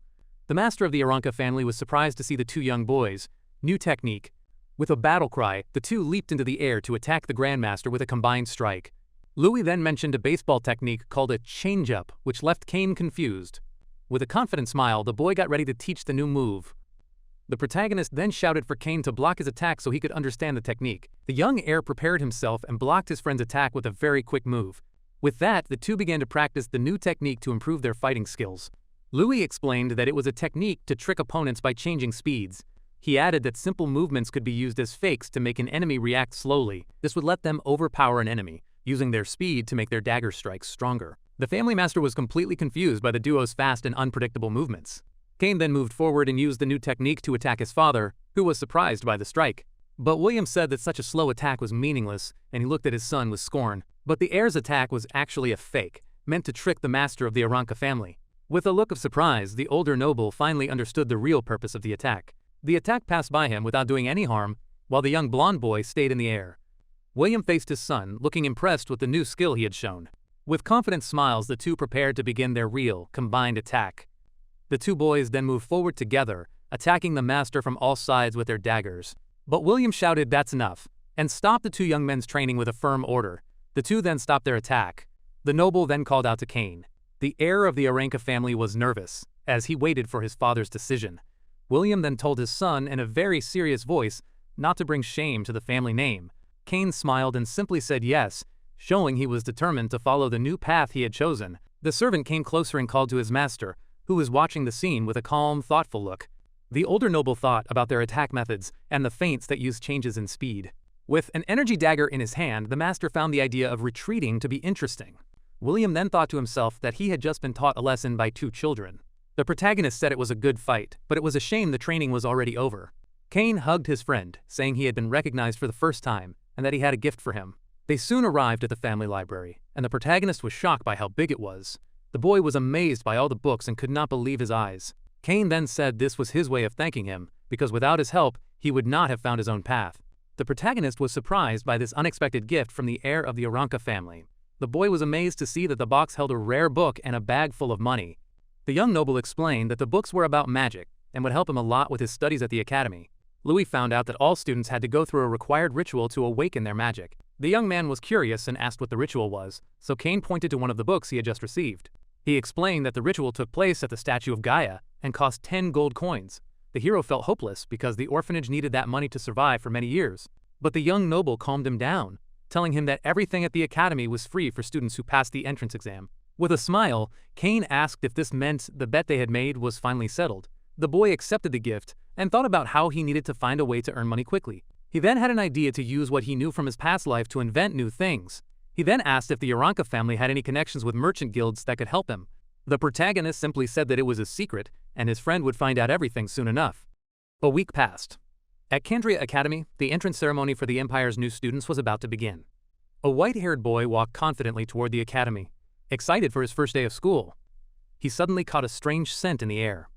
At the same time, he sensed someone approaching him from behind in the courtyard. The other student noticed the smell, thinking it was an expensive perfume. She assumed the boy must come from a wealthy family. A girl suddenly hugged him from behind. She offered to give the newcomer a tour of the entire academy. He accepted her help. He then introduced himself to the girl as Louis Kirill. The girl smiled, commenting that his name was strange. She then asked if he was an illegitimate son. She explained that things had changed in the last 2 years because the emperor had grown old. As a result, the imperial heirs were now in conflict with the nobles and other great families at the academy. Rose revealed that while the director kept things looking peaceful, the reality was very different. Behind the scenes, everyone fought for resources. Students who failed to earn enough credits were expelled. After her explanation, the girl moved closer and touched his chin. She warned him that people were watching him, so he had better do his best in his classes. She leaned in even closer, asking which powerful family his own family supported. Suddenly, another boy stepped in and separated them. He recognized Louis as the commoner who had broken the entrance exam record.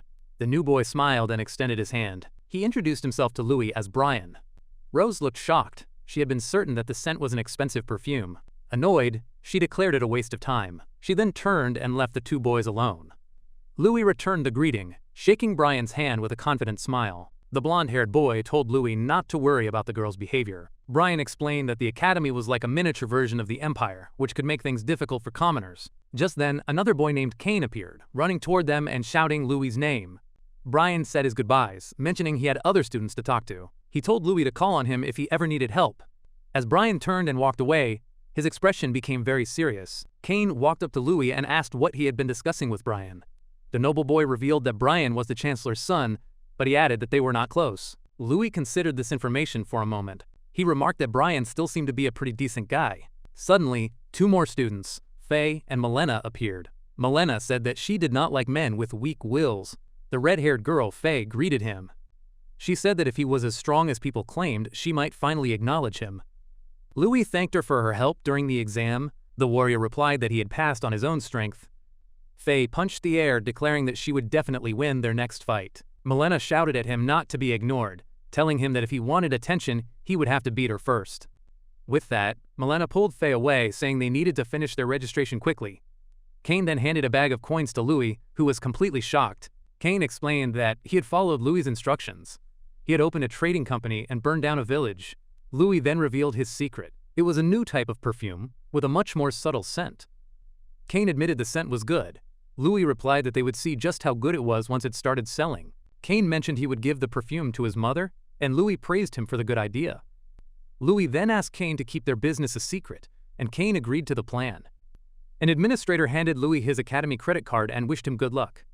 Suddenly, a group of nobles approached. They accused him of only passing the exam because of help from Kane and Faye. Kane revealed that another student named Sheath had been expelled for hiring assassins to kill Louis. Hearing this, Louis' expression grew serious. He thought to himself that he had finally figured out who was behind everything. Kane warned Louis that Sheath had an older brother at the academy. He advised Louis to stay close to him for protection. From a distance, Sheath's older brother glared at the two of them. His face was filled with pure hatred. A malicious smile crossed the noble's face. He muttered to himself that the fun for those two was just beginning.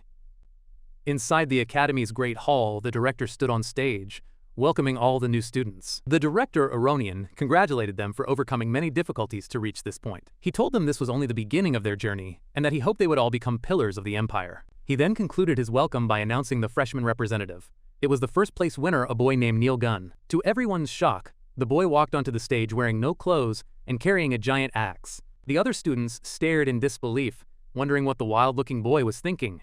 Even Director Aronian looked completely annoyed by the boy's behavior. Neil shouted at the crowd, telling all the idiots to shut up and listen to him. He revealed his only goal, to defeat every single student until they were all wetting their pants in fear. The noble students were furious at his words. They called him an uneducated, savage brute.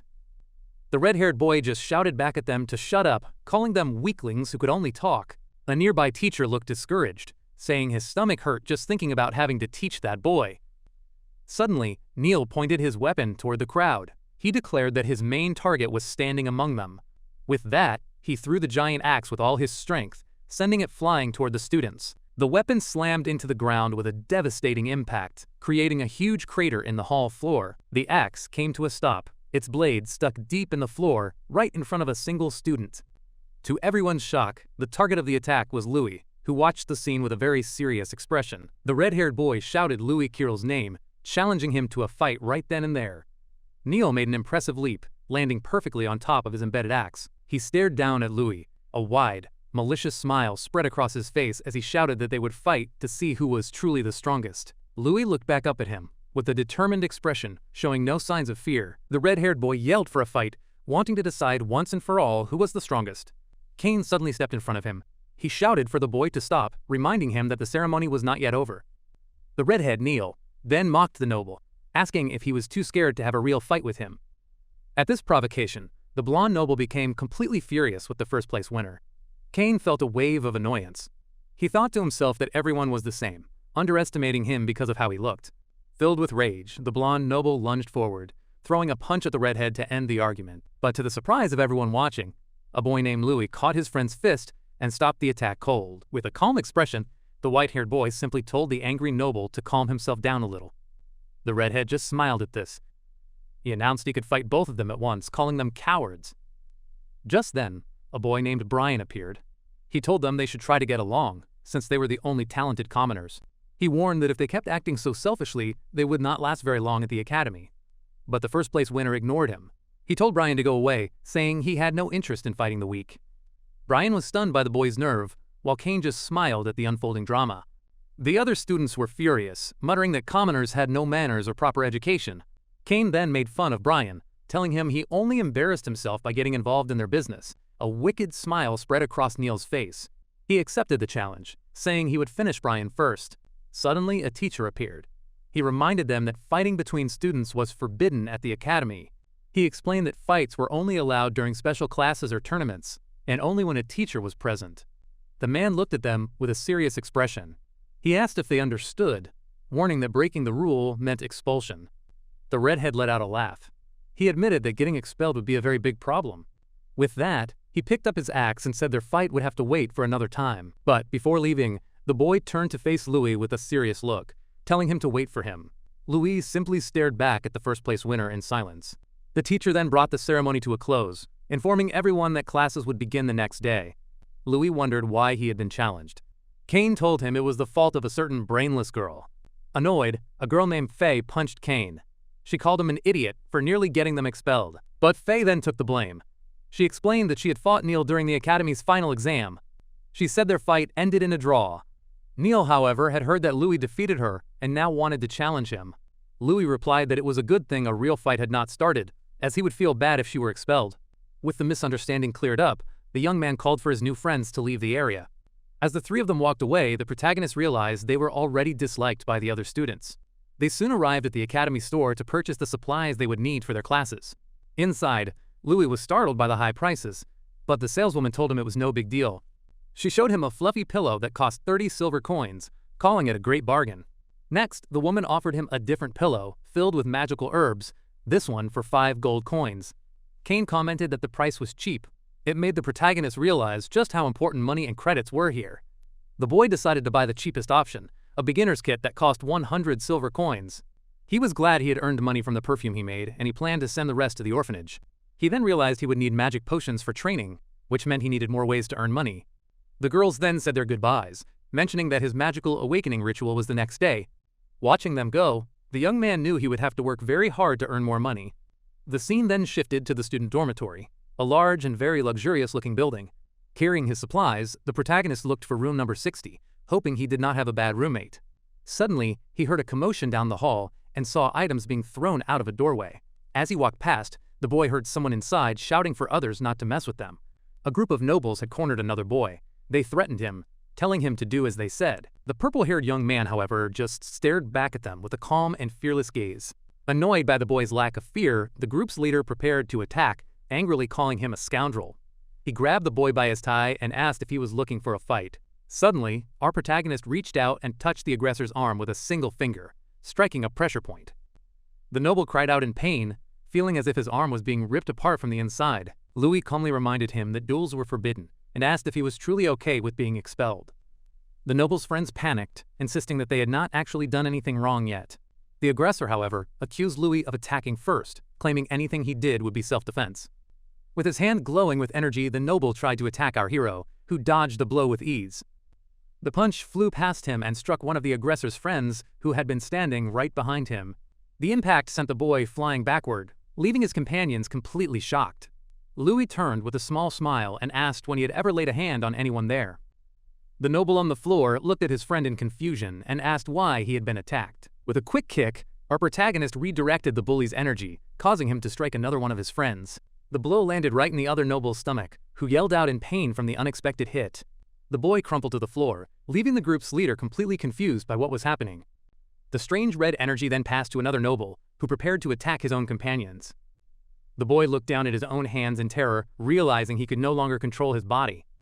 Louis then used his technique to make the boy trip, causing him to knock over all the other bullies. They all toppled to the ground, falling over one another like a line of dominoes. One of the fallen nobles angrily asked why he was attacked, but the other denied doing anything. Desperate, the group's leader pointed at our hero and shouted that it was all the commoners' fault.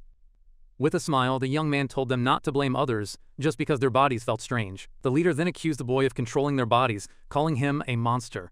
A dark look crossed the protagonist's face. He repeated the word monster and glared at the noble with disgust.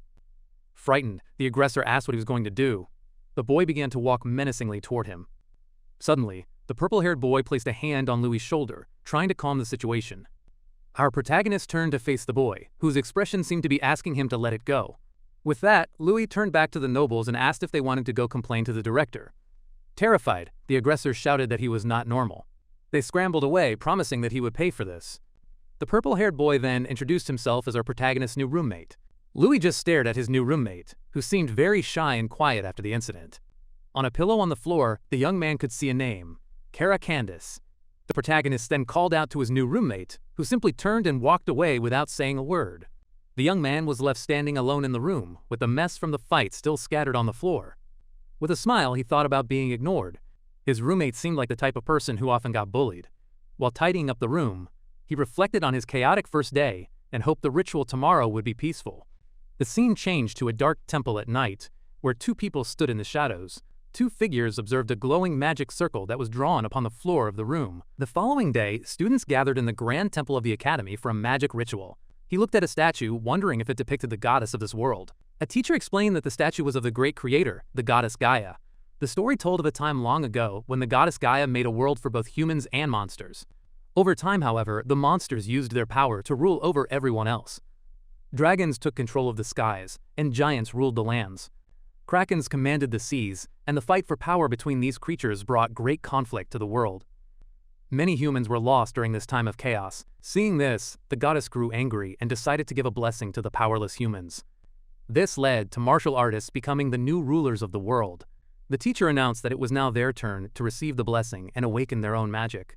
Louis felt frustrated because the legendary first hero was not mentioned once again. His roommate Kara stood beside him and noticed his unhappy expression. Suddenly, the teacher called out to the two boys, surprising them both. The teacher pointed to the side and instructed the two of them to follow him for the ritual. He led them to two platforms, explaining that if they had talent, they would feel the elements. With a serious look, the man warned them that if they felt nothing, they were considered worthless. The young man stared coldly at the teacher, not bothered by the threat. The teacher continued, stating that the academy had no use for students without talent. With that said, the teacher announced the start of the ritual and told everyone to sit on the floor. The boy wondered if the teacher hated him for some reason he did not know. The four elements of earth, fire, wind, and water were the foundation of their world. The teacher told them to focus their minds under the goddess's blessing, to feel the elements. Holding a magic circle in his hands, the man began to pray to the goddess above. He asked the goddess to bless all the students in the temple. Suddenly, an energy of fire appeared at the ritual, surprising all the students. Then, a water energy appeared, glowing with a bright blue light in the air. A beam of light then struck the goddess statue, causing it to shine brightly on the altar. The statue's eyes began to glow with a powerful golden energy. A golden light covered the whole statue, and a magic circle appeared on the temple floor. Suddenly, a ray of golden energy hit one of the nobles who had bothered Louis earlier. An image of the goddess, surrounded by a bright golden aura, then appeared in the sky. The other students watched in awe as the beautiful elements floated around them in the air. One boy celebrated as the fire element chose him, while another was chosen by water. To everyone's surprise, a massive energy of fire and earth then exploded around a boy named Neil. A shocked noble shouted that the commoner had awakened two elements at the same time. Another wondered if he was a genius, seeing how easily he controlled the magic. Neil laughed with a wicked smile, shouting that this was the power he had always dreamed of. His energy spread through the temple, showing his amazing control over the elements. He gave a battle cry, declaring that the elements would have to obey him. He then turned to face Louis and his roommate, neither of whom had awakened any power. The red-haired boy said that someone who failed to awaken could not be his rival, telling Louis not to disappoint him. One of the nobles noticed that no elements were gathering around the young man.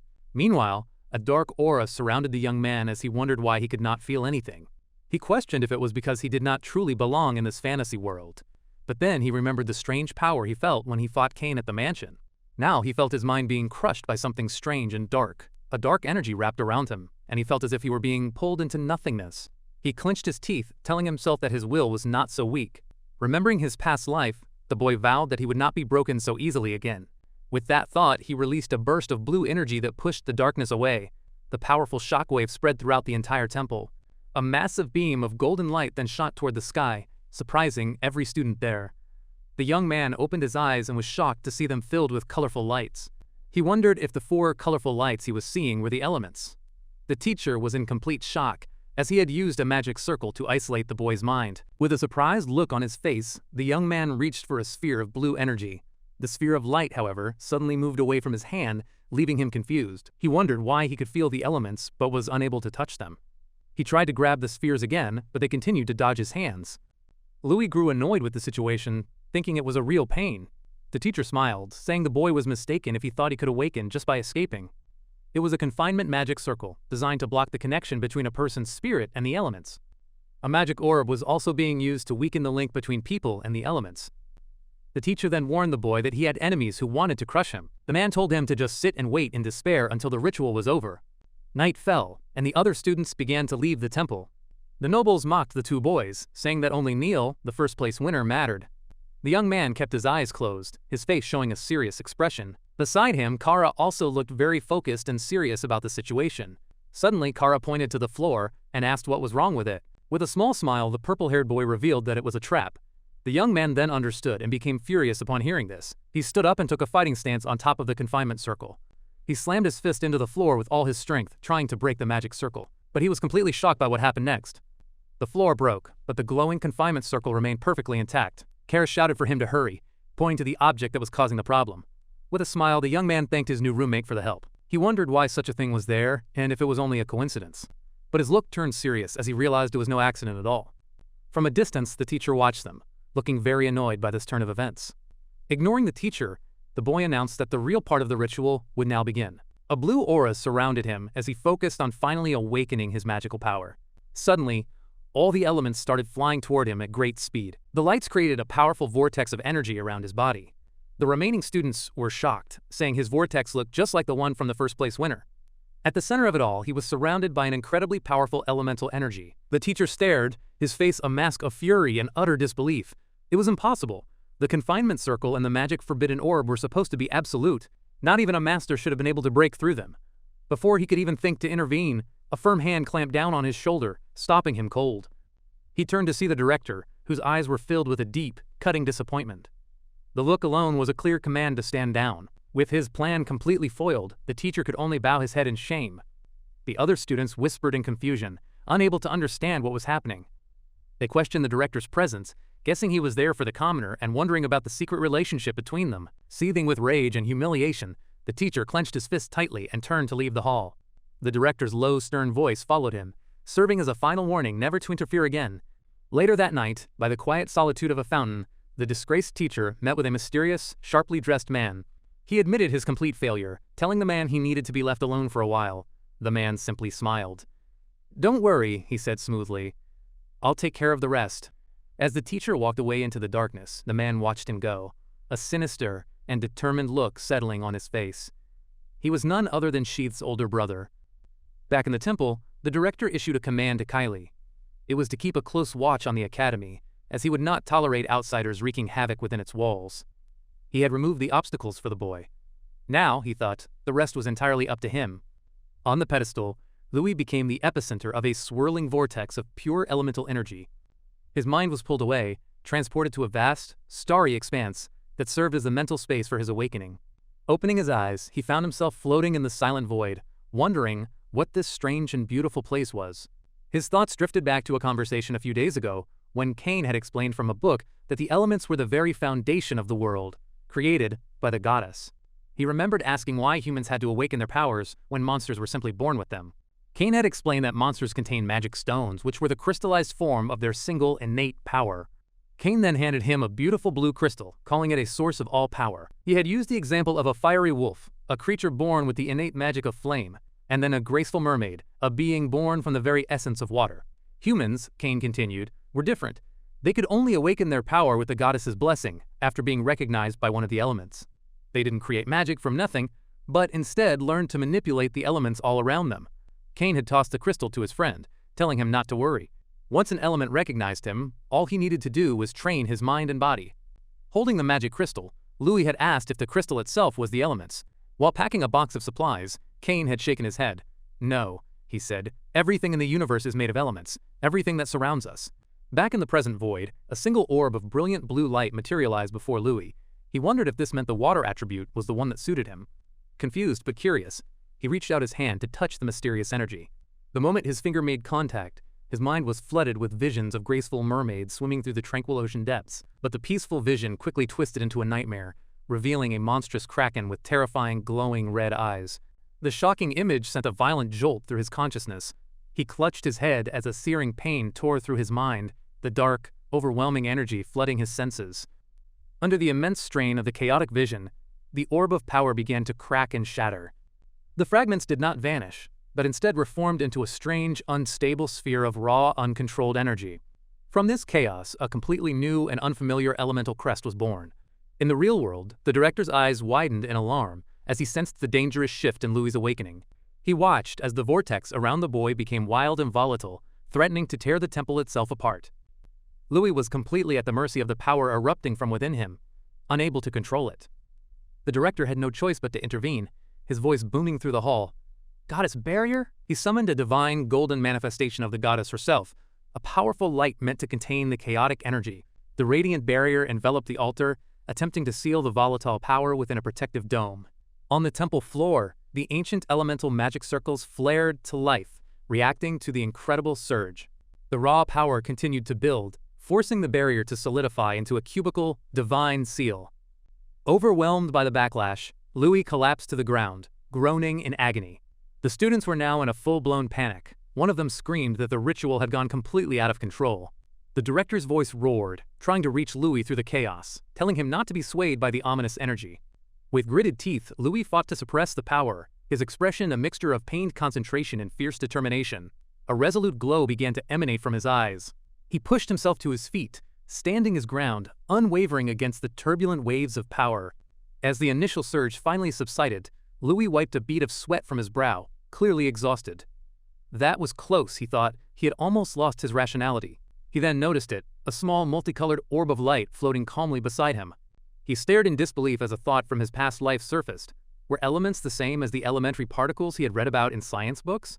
Holding the orb in his hand, he realized that if he could manipulate its frequency, he could awaken a truly special and unique attribute. Focusing his will, he began to manipulate the orb's manifesting frequency, attempting to tame its wild energy. The orb responded to his control, pulsating with a brilliant multicolored light that swirled under his command. As he succeeded, the symbols of the four core elements, earth, water, fire, and wind, appeared within the light. From across the hall, the director watched this unprecedented event with absolute astonishment. A colossal pillar of rainbow-colored light erupted from Louis's body, piercing straight through the temple's ceiling. The sheer force of the awakening sent a shiver down the other students' spines. One commented that his aura was far more terrifying than that of Niels, the academy's top-ranked student. The director couldn't help but let out a hearty laugh of amazement. As expected of him, he thought, always exceeding expectations. Louis found himself back in his mental space, where the four core elements now hovered obediently before him. He understood now that the challenge was not just awakening them, but combining them into a single, cohesive power. With that, he began to absorb their energy. The elemental energies flowed like ribbons of light, weaving around his body. He realized that just like elementary particles, elements were in constant motion. By harmonizing that movement with his chi and breathing, the circulation would become smoother. He focused all the energy inward, forming a new theory. Perhaps he could create a magic crystal within his own body and use magic just like the monsters did. As this new understanding dawned on him, a delicate, snowflake-like crest materialized in the pupil of his eye. With a final surge of newfound power, he unleashed his awakening, and colossal shards of pure ice erupted from the ground around him. The ice spread at an impossible rate, consuming everything in its path. The director looked on, surprised by the final elemental attribute that Louis had manifested. The initial ice crystals then shattered, exploding outwards in a deadly shockwave of razor-sharp ice. Louis floated effortlessly at the center of the icy tempest, his power now fully realized. A smirk of approval crossed the director's face, deeply impressed by the raw power on display. With his arms outstretched, Louis was in complete command of the frozen chaos he had created. The terrified nobles tried to make a desperate run for it, but they stood no chance. The freezing wave washed over them in an instant, encasing them all in solid ice. In a matter of seconds, the Grand Temple had been transformed into a frozen wasteland, a testament to the birth of an unbelievably powerful mage. The temple was encased in a thick layer of ice, and the director realized he needed to intervene immediately. The sight was unbelievable. He knew he had to thaw out the students, and fast. He lifted a golden emblem, its surface gleaming as he began an ancient chant, calling upon the goddess of dawn. His voice rang out, commanding the cold to be destroyed and for flame to take its place, as he unleashed his spell, Flame Barrier. An immense wave of heat exploded from the director, rolling through the frozen hall like a fiery tide. In a flash, the ice vanished into water, and the frightened young nobles stumbled to their feet, soaked and shivering. The intense fire battled the remaining chill, creating a dense cloud of steam that filled the entire temple. Yet, amidst the swirling chaos, Louis stood perfectly still. The scorching heat seemed not to touch him at all. When the steam finally began to thin, the true scale of the pandemonium became clear. Far away from the academy, a teacher looked up from his peaceful studies, jolted by the massive surge of power that came from the temple. Elsewhere, another man gazed toward the academy in alarm, wondering what could have caused such a powerful disturbance. Inside a different training hall, a student froze in place, her senses overwhelmed by the incredible aura that had just erupted. Back in the dripping, waterlogged temple, the director fixed his gaze on Louis, demanding to know the source of such immense power. For a moment, Louis was lost in his own mind, a space where pure elemental energy swirled around him like a vibrant storm. He held a new orb of multicolored light in his hand, realizing that the elements were just vibrating energies. He considered that if they vibrated together like chemicals, they might combine to form entirely new elements. He then felt how the wind and water elements had already blended, coursing through his body. He was unsure of what to do with this new sensation. A single thought cut through the internal chaos. This new power needed a name. A brief glimpse of another figure appeared, hinting at a future meeting. Snapping back to reality, Louis looked up at the director, his face an unreadable mask. The director gestured around at the flooded and damaged hall. He repeated his question, his voice firm, demanding to know what had just happened. The widespread damage was a clear testament to the raw, untamed power that Louis had just unleashed. The director recalled the glowing emblem, which vanished from sight. His stern expression made it clear that he would not drop the matter until he received a proper explanation. Meanwhile, the students he had just rescued were left moaning on the wet floor, completely forgotten in the tense standoff. Louis casually scratched the back of his head. He admitted that it looked like he had made a big mess, and thanked the director for saving him. The director spoke to Kylie, via magic instructing it to handle the cleanup as he prepared to return to his office. He then told Louis to come with him, assuming the boy must have questions of his own. The two walked together in silence through the now quiet and empty hallways of the academy. Later, in the director's office, Louis casually sipped a drink. The director congratulated him on his awakening, and then asked if he had truly awakened all 4 elemental attributes. Wiping his lips, Louis calmly confirmed that it was true. As proof, he effortlessly conjured the same multicolored orb of energy, letting it hover just above his open palm. The director leaned forward, his eyes wide with a mixture of shock and fascination. He acknowledged that Louis's talent was genuine. He pulled a heavy book from his shelf, explaining that it contained a theory he had researched, which might help Louis understand his magic. Handing the book to Louis, he advised him to use it as a reference to define his new power. He added that for fire and water, he would have to ask Faye and Miliana. His eyes never left Louis as he called out a single, sharp name. Kylie! In a flash of green light, Kylie materialized by his side, ready and loyal as always. The director then introduced the two of them. Kylie stood perfectly still, her gaze fixed straight ahead. The director informed Louis that she would be his protector from now on. Kylie suggested they move to a more secure location, worried that they might be overheard. They moved to a vast, empty chamber. The director explained that this was his personal training ground, its walls reinforced with powerful earth magic. Kylie wasted no time, asking Louis to show her the new element he had created. Louis formed the glowing energy in his hands again, explaining that he had discovered it purely by chance during the awakening ritual. He explained that by speeding up the vibrations of wind and water, a new element was born. The raw energy swirled between his palms as he spoke. He then presented the final result, a shimmering crystal of pure, biting cold. He declared he had named it the ice element. Watching from a short distance away, the director was stunned by the idea of creating new elements. Kylie stared in disbelief, She had never heard of such a thing being possible. A slow smile spread across her face. Her disbelief turned into a challenge. She lunged toward Louis, eager to experience this new power for herself. The two immediately engaged in a fierce spar, the air around them crackling with the force of their magic. Kylie managed to block a punch charged with ice, but a sharp, numbing cold shot up her arm. Louis's attack was relentless, his fists glowing with a powerful and overwhelming energy. The force from his next punch was so great that it whistled past her face, missing by mere inches. She was thrown back, shocked by his power. She realized with alarm that her own movements were becoming sluggish. As she regained her balance, she saw a shard of ice clinging to her arm. She understood now that this was the power of the ice element. While summoning a flame in her other hand to counter the cold, she called out to the director, asking if fusing two elements had ever been done before. He answered that it had not. Since magic was first discovered, countless people had studied its secrets. Throughout history, many geniuses had dedicated their entire lives to magic, but not a single one had ever succeeded in fusing elements. He went on to explain that in their world it was normal for a person to control only a single element. Only a very small number of people were ever born with the ability to control two. He continued, saying that even the most powerful saint in all of history could only command 3 elements. A memory of the saint being overwhelmed by a dangerous power surfaced. She too had tried to fuse 2 attributes, but she had failed. The director recalled that her mind simply could not handle the immense strain of the process. Back in the present, Louis realized the implication. No ordinary human should have been able to do what he had just done. The director confirmed his thought. He knew that to make elements resonate like that, one needed a will strong enough to survive, what was basically a suicide attempt. The director explained aloud that accelerating the elements required an immense willpower to guide them and safely release the energy outside the body. If someone tried to guide multiple elements at once without that control, the energies would collide inside them, resulting in certain death. A small, simplified image of Kylie appeared, illustrating the grave danger of such a mistake. A look of pure awe finally settled on Kylie's face as the full weight of the situation sank in. Both she and the director shared the same thought. This boy's potential was so great, it might even rival that of a saint. The lingering heat of their spar still hung in the air. Not yet satisfied, Kylie's fighting spirit ignited once more, her battle aura flaring to life as she readied herself for another round. Her hair whipped wildly around her as she channeled her power, her eyes glowing a fierce red. "One more time!" she roared, her voice echoing with an eagerness to continue the fight. She lunged toward Louis, and their fists crashed together in a blur of fire and ice. The force of their blows sent shockwaves rippling through the training hall.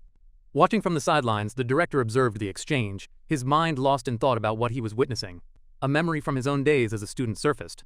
He recalled his old teacher's words, a hypothesis on how one might possibly handle multiple attributes at the same time. The theory proposed only 2 ways. One must either obtain a body like a dragon's, durable enough to withstand the collision of elements, or channel magic through crystals, just as monsters do. He remembered himself as a young man, hanging on his teacher's every word with rapt attention. His focus shifted back to the present, his eyes fixed on Louis. The boy's voice cut through his memories, asking what the results of that old research had been. The director closed his eyes, the memory, a heavy one. He explained that every experiment conducted within the Empire had ended in failure, until eventually, the entire concept was deemed forbidden. "Eventually, I gave up," he admitted to himself, "but I never imagined that this could happen. I never imagined—" Louis processed the information, a realization dawning on him. By circulating the different elements through separate pathways in his body, he had naturally avoided the violent collision that had doomed the research. A sharp kick from Kylie snapped him out of his thoughts.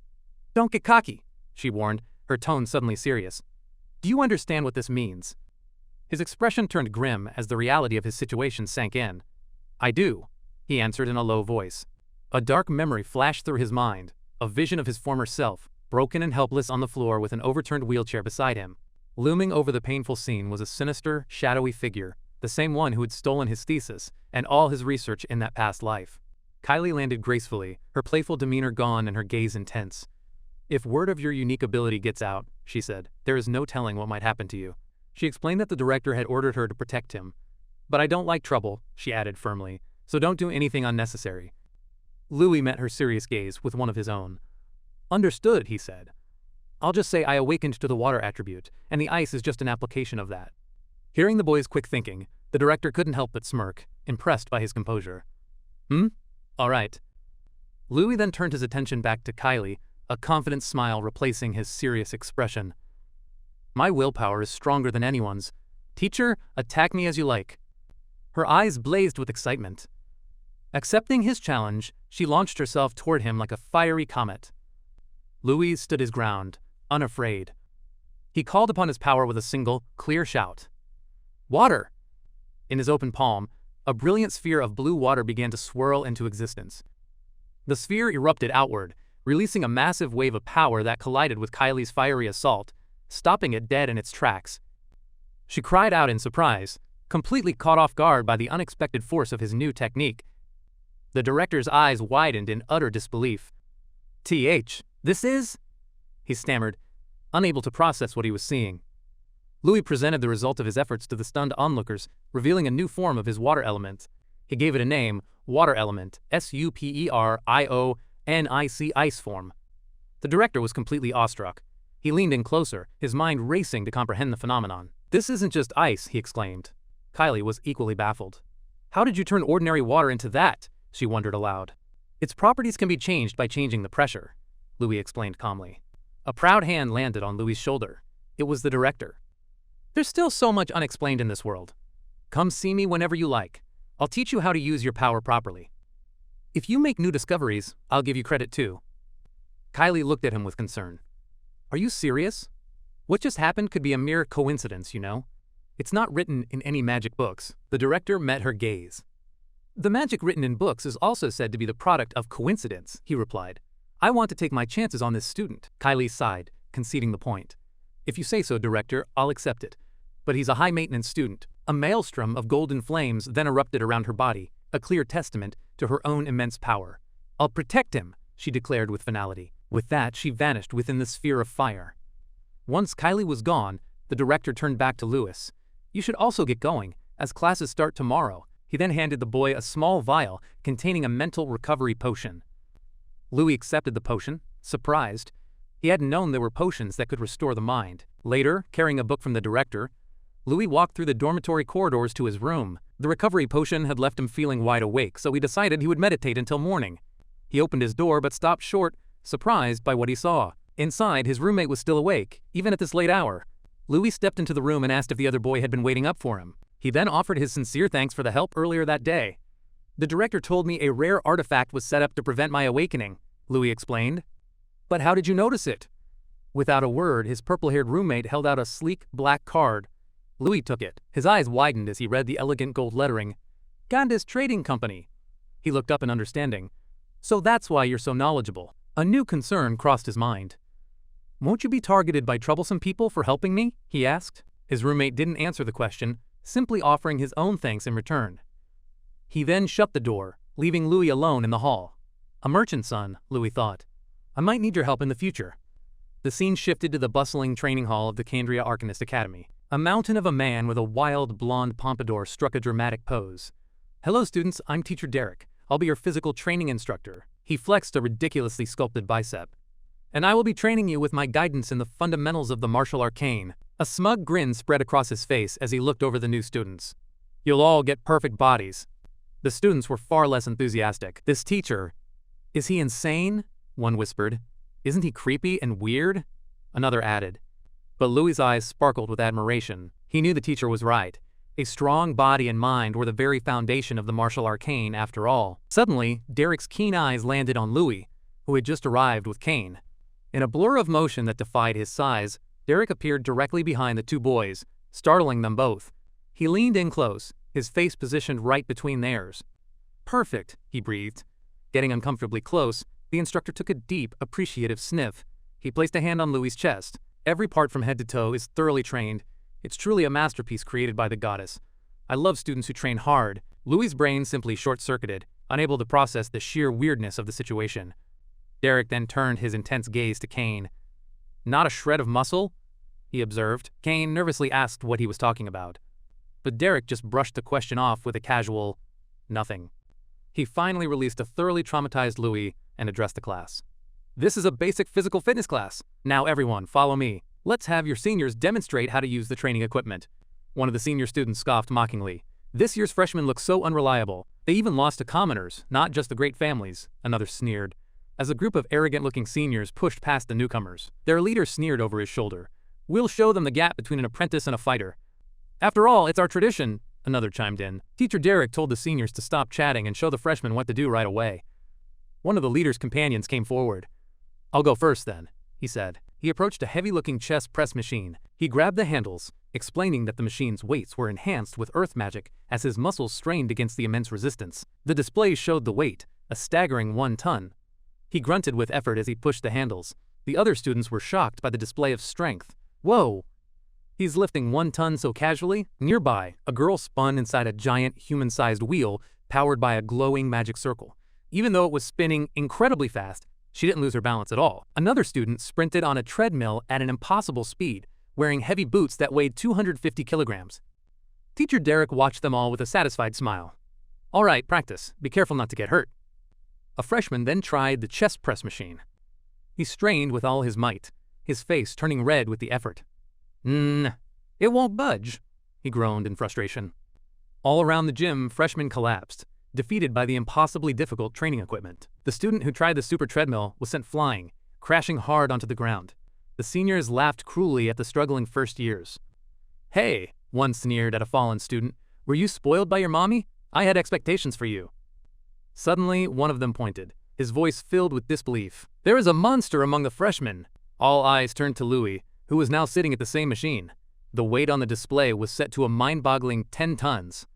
"Tell me this is a joke," a senior stammered. With a powerful grunt, he didn't just lift the weight, he dominated every machine he touched, causing the nearby treadmill to smoke from the speed. The giant wheel began spinning so fast that it created a small tornado inside the gym.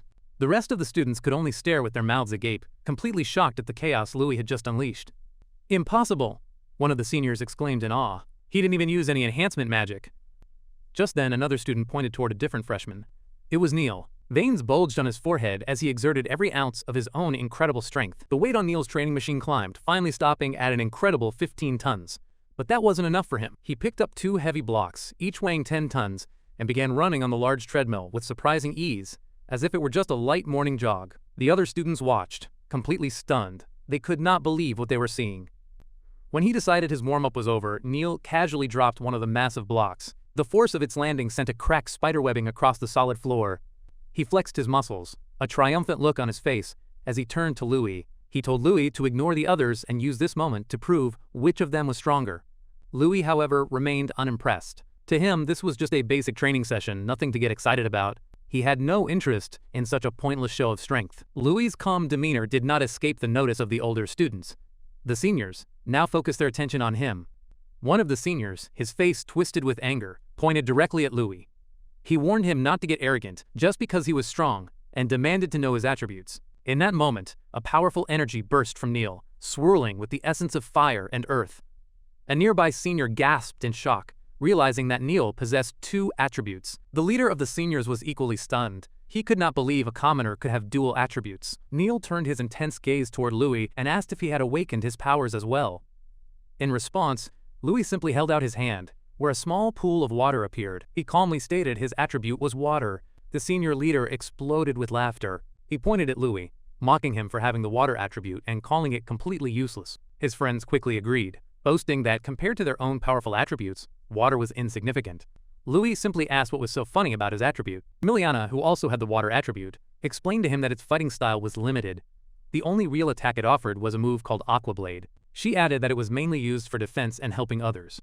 Because of this, many people considered it a weaker attribute. Louis looked down at the water swirling in his palm, realizing for the first time that his power was seen as inferior. The seniors kept laughing, telling him that no matter how strong he was physically, his future was doomed with the water attribute. They reminded everyone that no in history has reached Grandmaster with water attribute. They jeered that the best he could hope for was to be a quiet supporter for his teammates. As Miliana grew worried, Faye gently told her not to pay attention to their words. With a serious look, Louis spoke up, questioning if becoming a master was truly the highest a water user could ever achieve. The seniors gave him a thumbs down, confirming that it was common knowledge.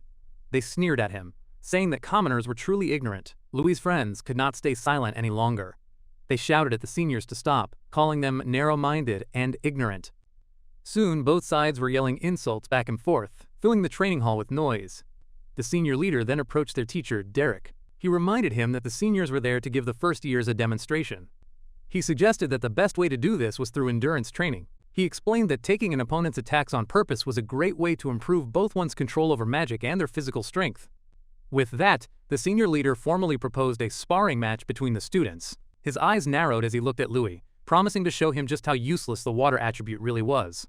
Kane approached Louis with a word of warning. The senior leader was Sheath's older brother and would surely try to hurt him badly to get revenge for his sibling. Louis turned to the teacher and declared that no attribute was better or worse than another.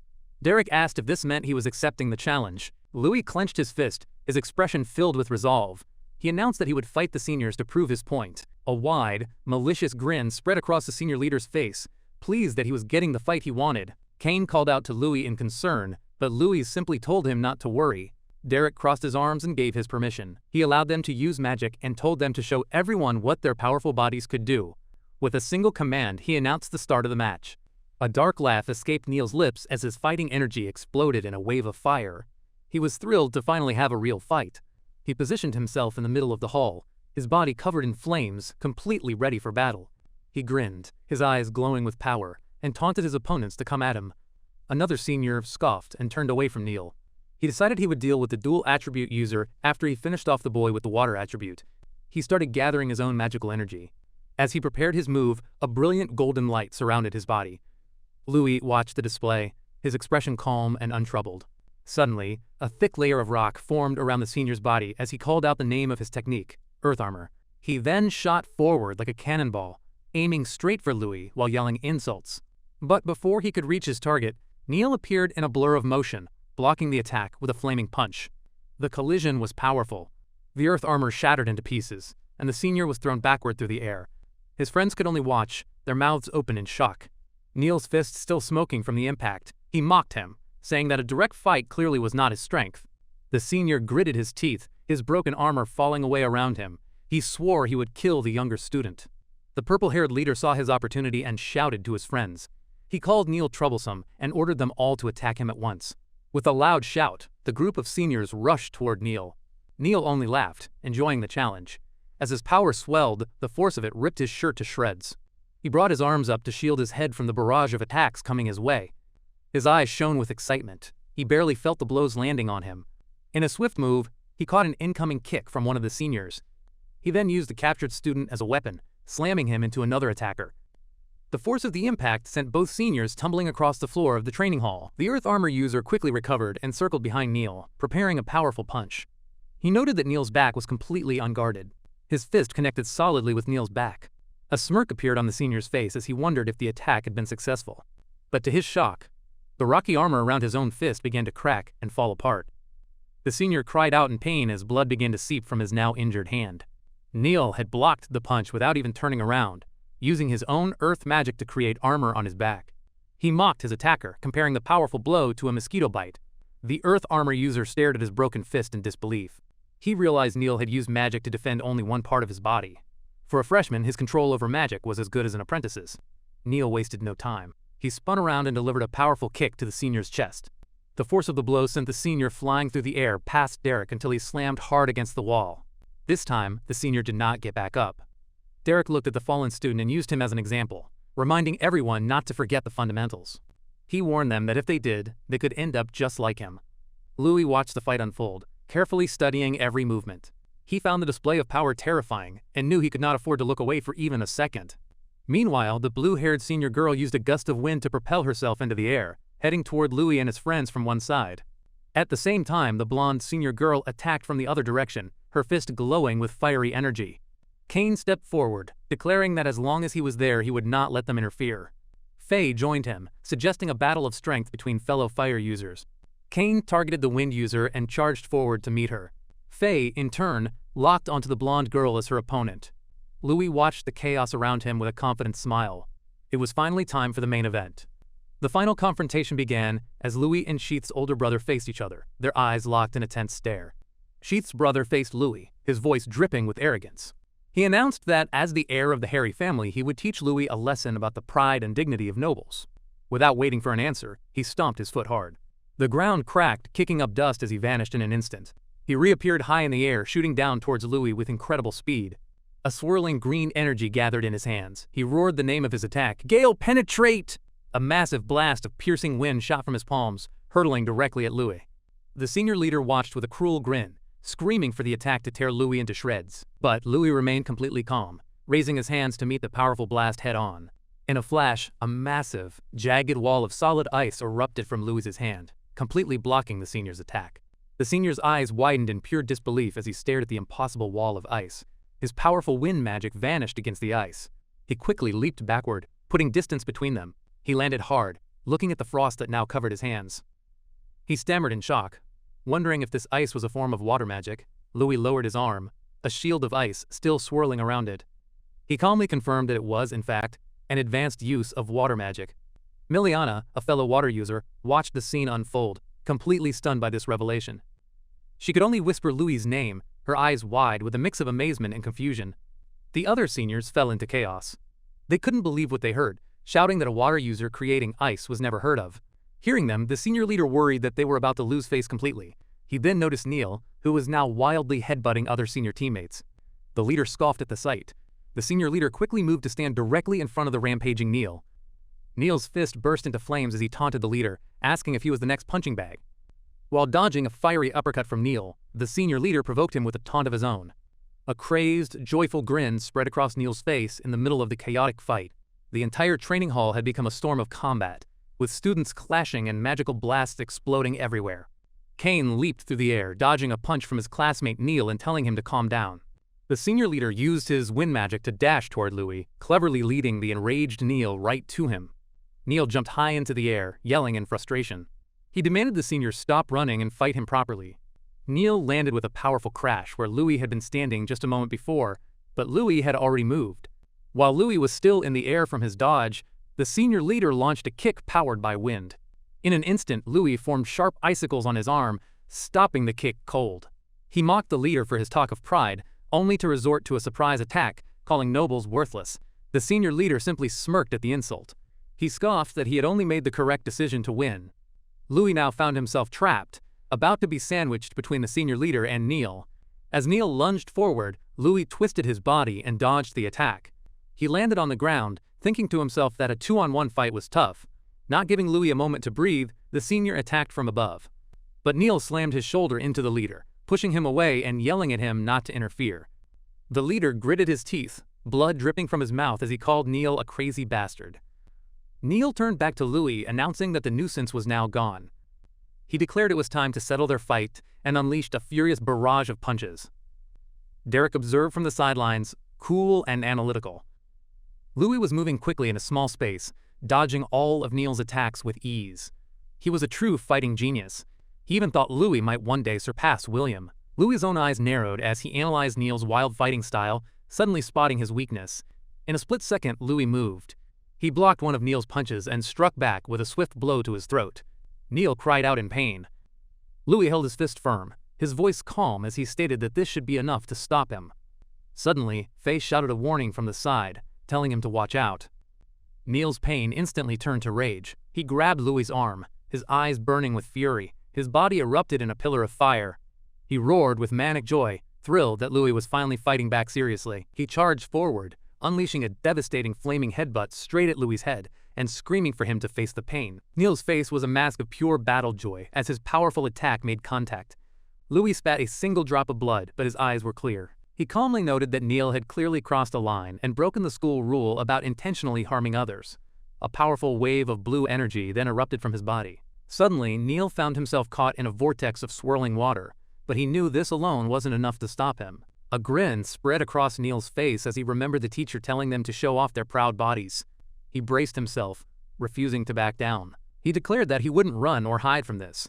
Louis's power surged, and the water swirling around Neil began to rapidly freeze into solid ice. In an instant, the powerful fire user was completely trapped inside a prison of thick, solid ice. Trapped, but not defeated, Neil's insane grin remained. He thought the feeling of pain was amazing. He then punched the ice, encasing his own hand, shattering it completely and freeing his arm. With a wide grin and eyes blazing red, he declared that by fighting Louis, he could become even stronger. The memory took him back to his childhood, to a time when he was just a young boy drinking from a river. His thirst was interrupted when he found himself surrounded by a pack of vicious, red-eyed wolves. He turned toward the animals, quietly wondering what pain truly was. Without hesitation, the wolves lunged, a snarling, snapping mass of teeth and claws. But even as a child, Neil was a fighter. He met their attack with his bare fists, matching their ferocity with his own. The wolves sank their teeth into his flesh, drawing blood, yet he refused to yield. He grabbed one by its jaws, his face a mask of pure defiance. A primal scream escaped his lips as his own eyes began to glow with a feral light. With raw strength, he tore the wolf in half. A sinister grin spread across his bloodied face. He understood then that pain was simply proof that he was alive. He looked down at his wounded arm, believing that this pain only made him stronger. His mind settled on a brutal truth. Only the strong were allowed to live. And so, he began to crave more. Back in the present, Neil shattered the ice around his hand. His eyes blazed with that same familiar childhood fire. His voice was raw with power as he screamed for more pain. He stomped his foot, shattering the ground beneath him and launching himself toward his opponent. He roared Lewis Carroll's name as he flew through the air. His body wreathed in flames. He yelled that they were the same kind of monsters, both thirsty for power. Louis prepared to meet the assault, his own body swirling with icy energy. Louis managed to parry the attack, but Neil was relentless, immediately pressing forward with another fiery blast. Neil's eyes were wide with madness, completely lost in the thrill of the battle. Louis answered with a swift kick to Neil's face. The blow barely slowed him. Neil was on him again in an instant, a grin of pure bliss on his face as he screamed for more. The two fighters exchanged a flurry of blows, becoming a whirlwind of fists and feet. Watching from the sidelines, Faye and Kane were stunned. They both worried that Neil would be killed at this rate, and Faye insisted they had to stop him. But Neil was far from finished. Bellowing that he was not done yet, he charged forward once more. Louis dodged the attack, realizing Neil was completely out of control. He wondered how he could possibly stop him. He decided something more drastic was needed. With a determined shout for Neil to calm down, Louis unleashed a much more powerful attack. As he called out, "Ice Tempest," a massive wave of jagged ice erupted from the ground, surging toward Neil. In an instant, Neil was trapped once again, his entire body encased in a prison of crystalline ice. Even frozen solid, a crazed laugh escaped him. As he mocked the attempt, his body began to glow with an intense heat from the fire magic within. Flames erupted from within the ice, shattering his frozen prison from the inside out. Derek watched in disbelief, muttering to himself that things were finally getting interesting. Neil broke free completely, roaring that he would not go down so easily. His furious eyes locked onto Louis as he dared him to come on. Just then, an explosive burst of power came from nowhere. Someone struck Neil on the head, slamming him hard into the ground. Louis could only look on, shocked by the sudden intervention. It was Teacher Kylie. She stood over Neil's unconscious body, having knocked him out cold. Adjusting her glove, she calmly told the unconscious boy that he had gone too far, calling him a muscle idiot. Derek, standing beside her, was completely captivated. He whispered, blushing, that she had become even more beautiful since he last saw her. He commented on the irresistible power coming from her and moved uncomfortably close. When he reached for her, she swatted his hand away, snapping at him not to come any closer. She called him an idiot and reminded him of the director's orders. Derek insisted he had not forgotten, claiming he was just trying to bring out Neil's potential through the fight. Kylie then sharply reminded Derek that she had her own orders from the director to protect Louis, and that he should not forget it. She then informed Derek that the director wanted to see him in his office after class. Derek sighed, figuring he was probably in for another lecture, but then his smile widened. He remarked that it looked like things would be fun. He glanced over at Louis, adding that it would be especially fun with him in the picture. Derek walked over to the still unconscious Neil and scolded him to get dressed. He warned that if Neil rampaged naked again, he would deduct his credit points. Neil groaned as he came to, holding his head. He realized he was no match for a master-ranked fighter yet. If his clothes kept getting torn, he would go bankrupt buying new ones, forcing him to hunt monsters to make money. Just then, a bell rang, its sound echoing through the training hall. Derek's voice boomed across the hall, announcing that morning training had ended. He told the students to get ready for their classes. He continued, saying he was sure they all now understood what kind of place the academy was, and that crying was not an option. As Jess, the older brother of Sheath, and the other seniors were leaving, Kane put an arm around Louis. He told him it had been over 100 years since a freshman had beaten a senior at the academy. Louis looked confused, mentioning that he had not read anything about that in the book. Kane excitedly explained that it had only happened 3 times before, and that several grandmasters had emerged from those specific freshman classes. This made Louis curious, and he asked when it had happened. Kane told him the most recent time was the year his own father had entered the academy. Pointing a finger in the air for emphasis, Kane added that his father's class had apparently beaten their seniors as well. Louis simply said he understood, though his eyes looked blank. Elsewhere, one of Jess's friends admitted that the 2 freshmen were really strong. He suggested that perhaps they should deal with them secretly. Jess, however, told him not to worry. He said that geniuses appeared every once in a while, and there was no need to rush, as they would have plenty of chances for revenge. He reasoned that no matter how strong the freshmen were, they were still just citizens of the Empire, and as nobles, it was they who ultimately controlled their fate. Faye asked Miliana what she thought of Louis' technique, remarking on his incredible talent for water magic. She suggested Miliana could also become stronger if she learned from him. Miliana recalled his technique and told Faye there was no way she could copy something so mysterious and never before seen. She looked down at her hands with a troubled expression, murmuring that she needed to find more ways to use water for attacks. Faye tried to reassure her, telling her not to worry so much since she was still only 16. Miliana clenched her fist, her resolve hardening. She insisted that she had to, for the sake of her family. Just then, Faye spotted Louis nearby. She called out to get his attention, announcing that Miliana had something to talk about as she shoved her friend forward. The other students immediately started whispering amongst themselves, wondering if it was a confession of love. Louis walked up to the flustered Miliana and kindly asked what she wanted to talk about. Faye jumped in, asking if he would be willing to teach Miliana the water magic he had used earlier.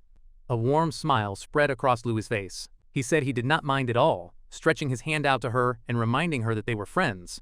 Miliana repeated the word friend in a quiet, thoughtful tone. Her reaction seemed to confuse Louis. Clasping her hands together, she looked him straight in the eye. She said that someday she might cause trouble for him, and asked if he would still not regret helping her even then. Louis offered a disarmingly warm smile, assuring her that he would never betray a friend. His kind words, however, seemed to have the opposite effect. A shadow fell over Miliana's face as she muttered that she did not want to involve him. Suddenly overwhelmed with emotion, she turned and bolted away, ignoring Faye as she called out her name. Faye offered a quick apology to a confused Louis before running after her friend. As they disappeared from sight, Louis watched with a thoughtful expression, wondering what had just happened. He approached Kane, asking if he knew anything about Miliana's situation. Kane explained that Miliana was the only daughter of the Royce family and the granddaughter of the Grand Master. When her grandmother was alive, the family had been prosperous. But after her grandmother passed away, their power and influence had apparently faded. Kane added that he did not know much else, suggesting Faye would have more information. Louis then turned to Kara, who was standing beside him, and asked if he knew anything more. Kara revealed that the Royce family had a conflict with the Arcanist Association. The pieces clicked into place for Louis. The trouble Miliana had mentioned must be her upcoming battle with the association.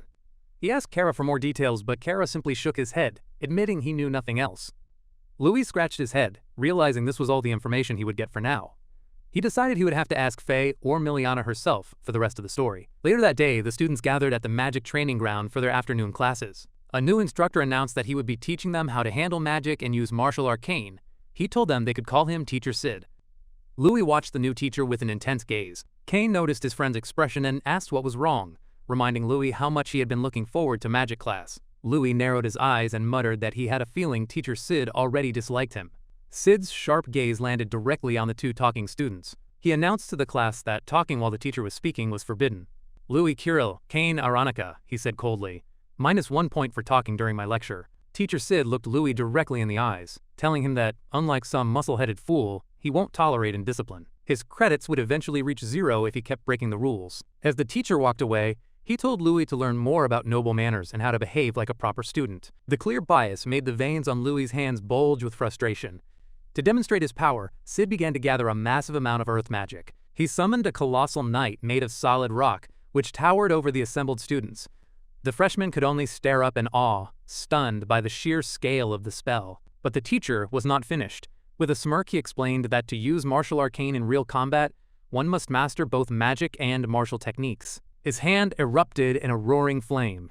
He told the students that to become a proper apprentice, they must first learn to manifest their magic power and create weapons. He continued, explaining that if they could cover their entire body with arcane armor, they could reach the rank of fighter.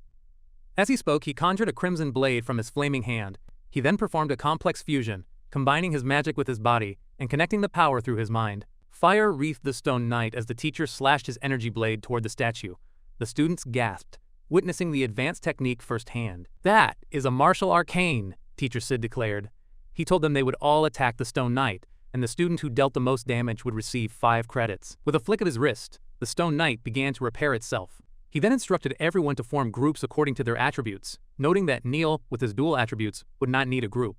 As for the water attribute users, he told them to practice their arcane armor on the side and help with warm-ups. As Louis and Miliana were grouped together, 2 other students began to snicker, mocking them for being dead weight. Miliana frowned, complaining that water attribute users were always forced to practice support techniques on the side, never getting a chance to attack.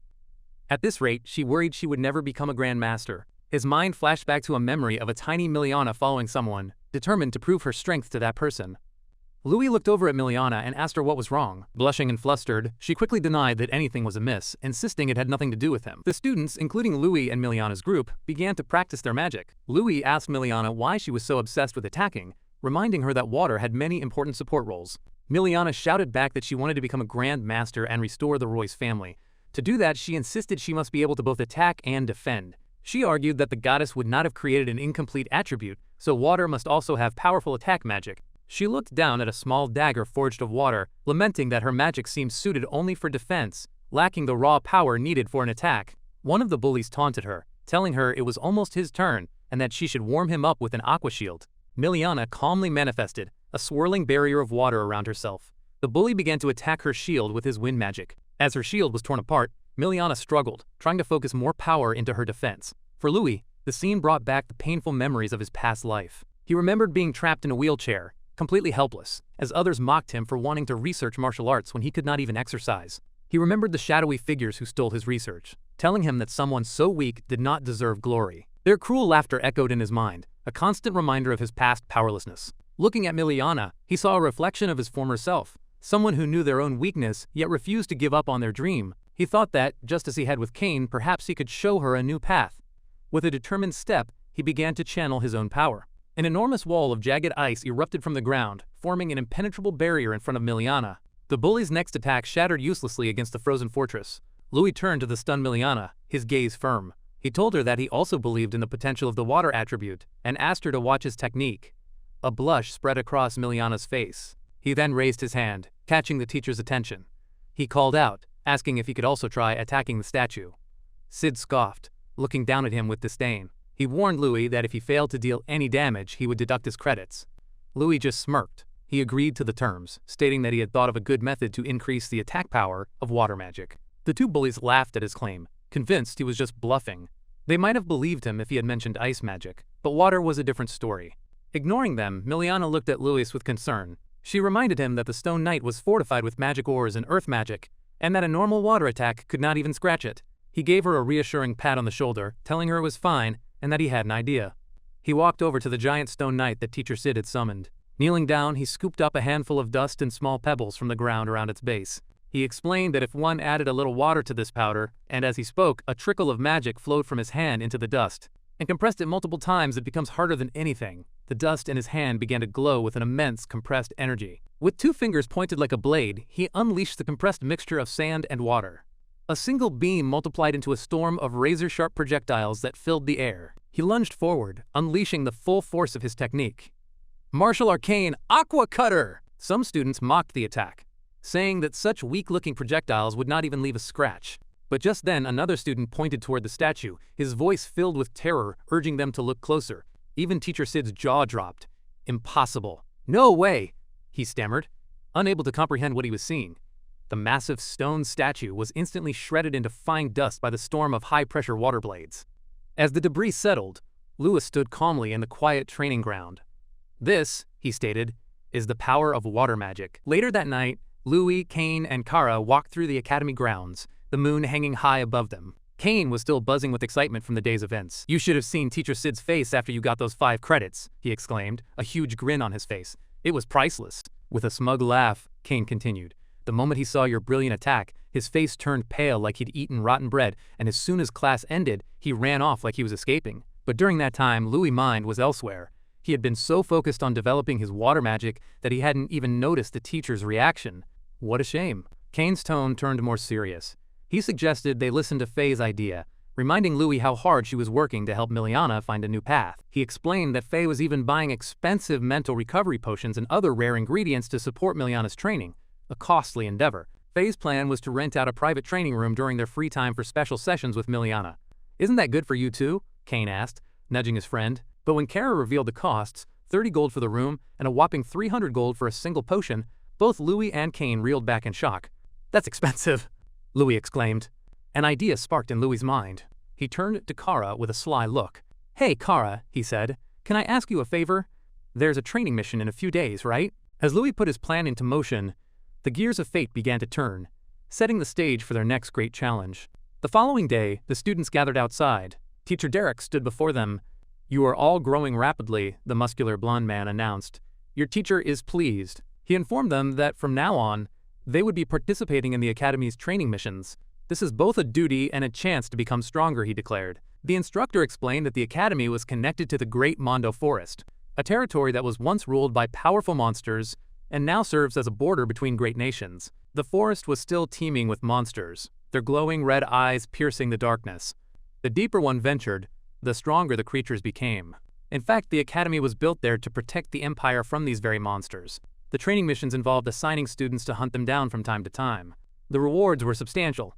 Magic crystals obtained from monsters could be exchanged for credits or other prizes. The student with the most gains would receive extra rewards. But he also gave a stern warning.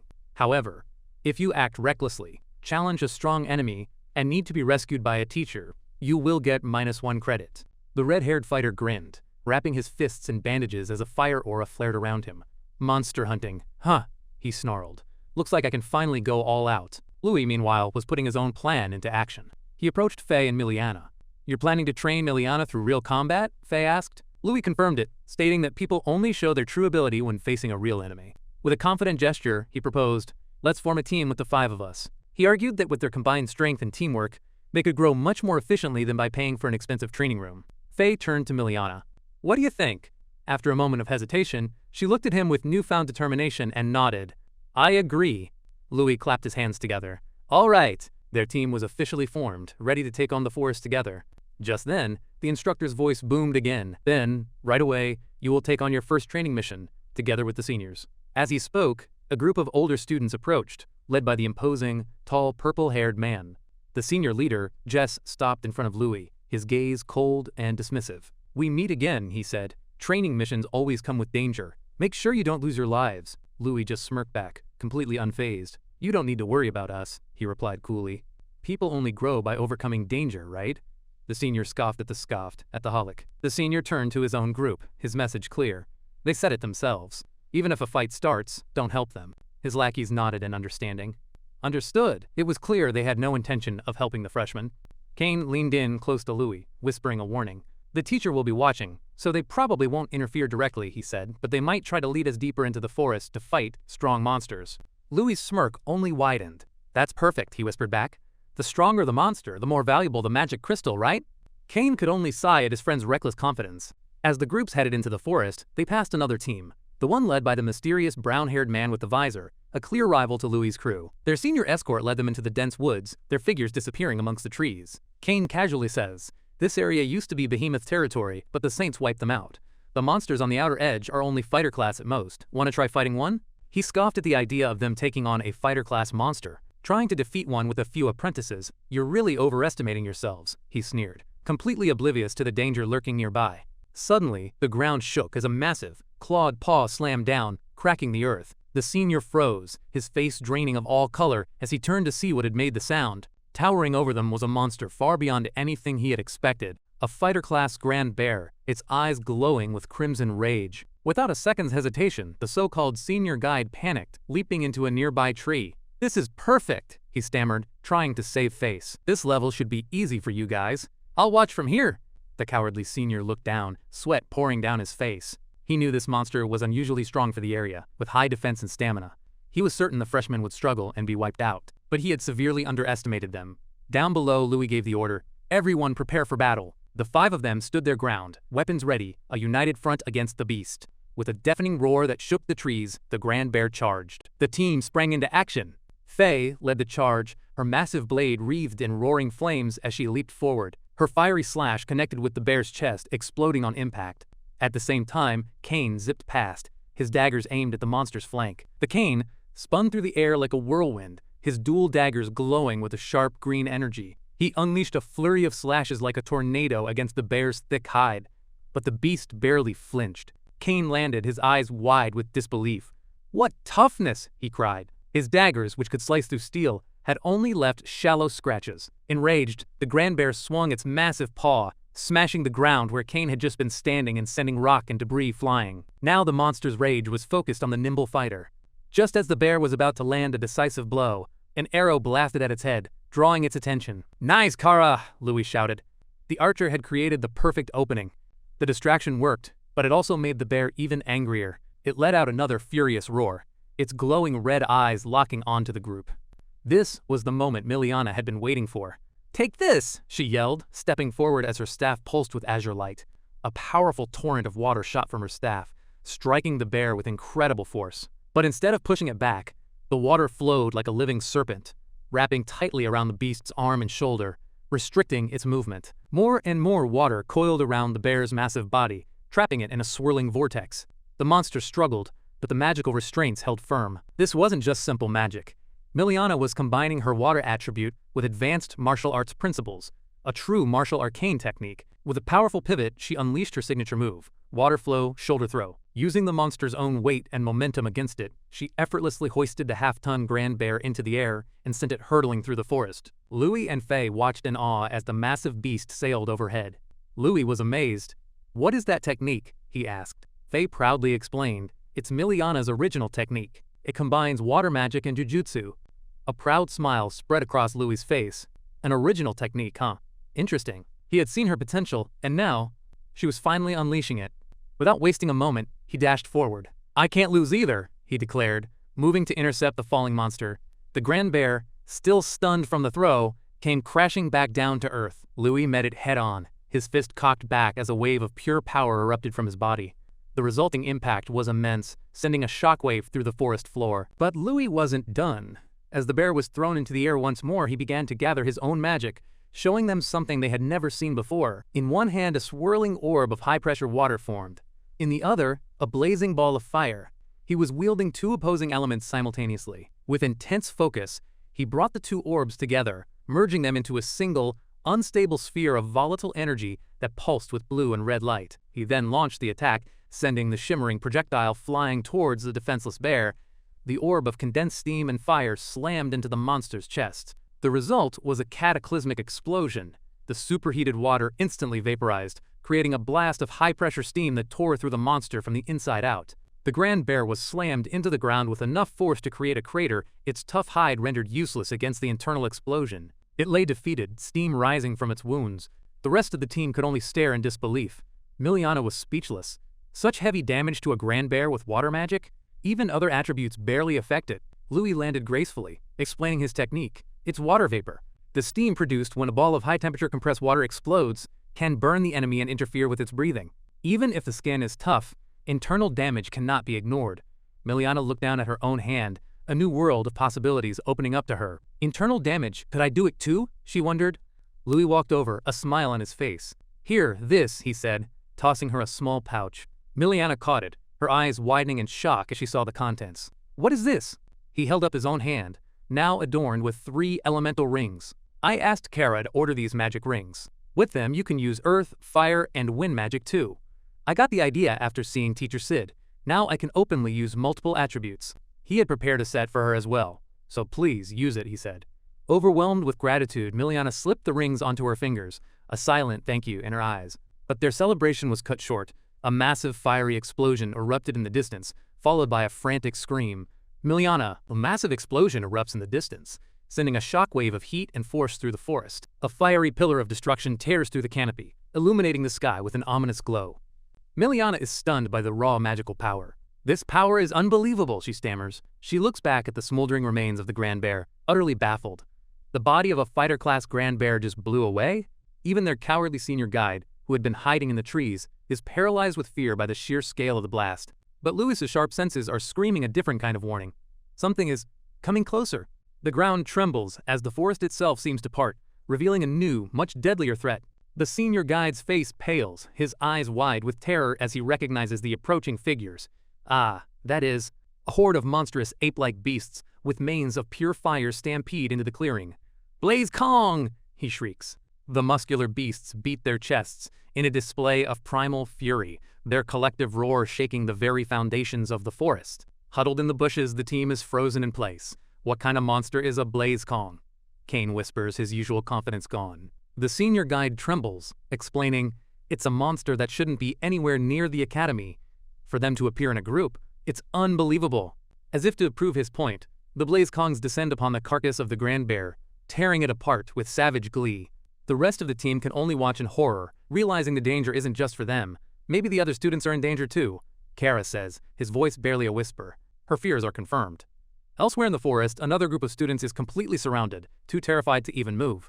Their leader screams in desperation, "Why are Blaze Kongs here? You guys hurry and go get a teacher." But the teachers are already facing the chaos.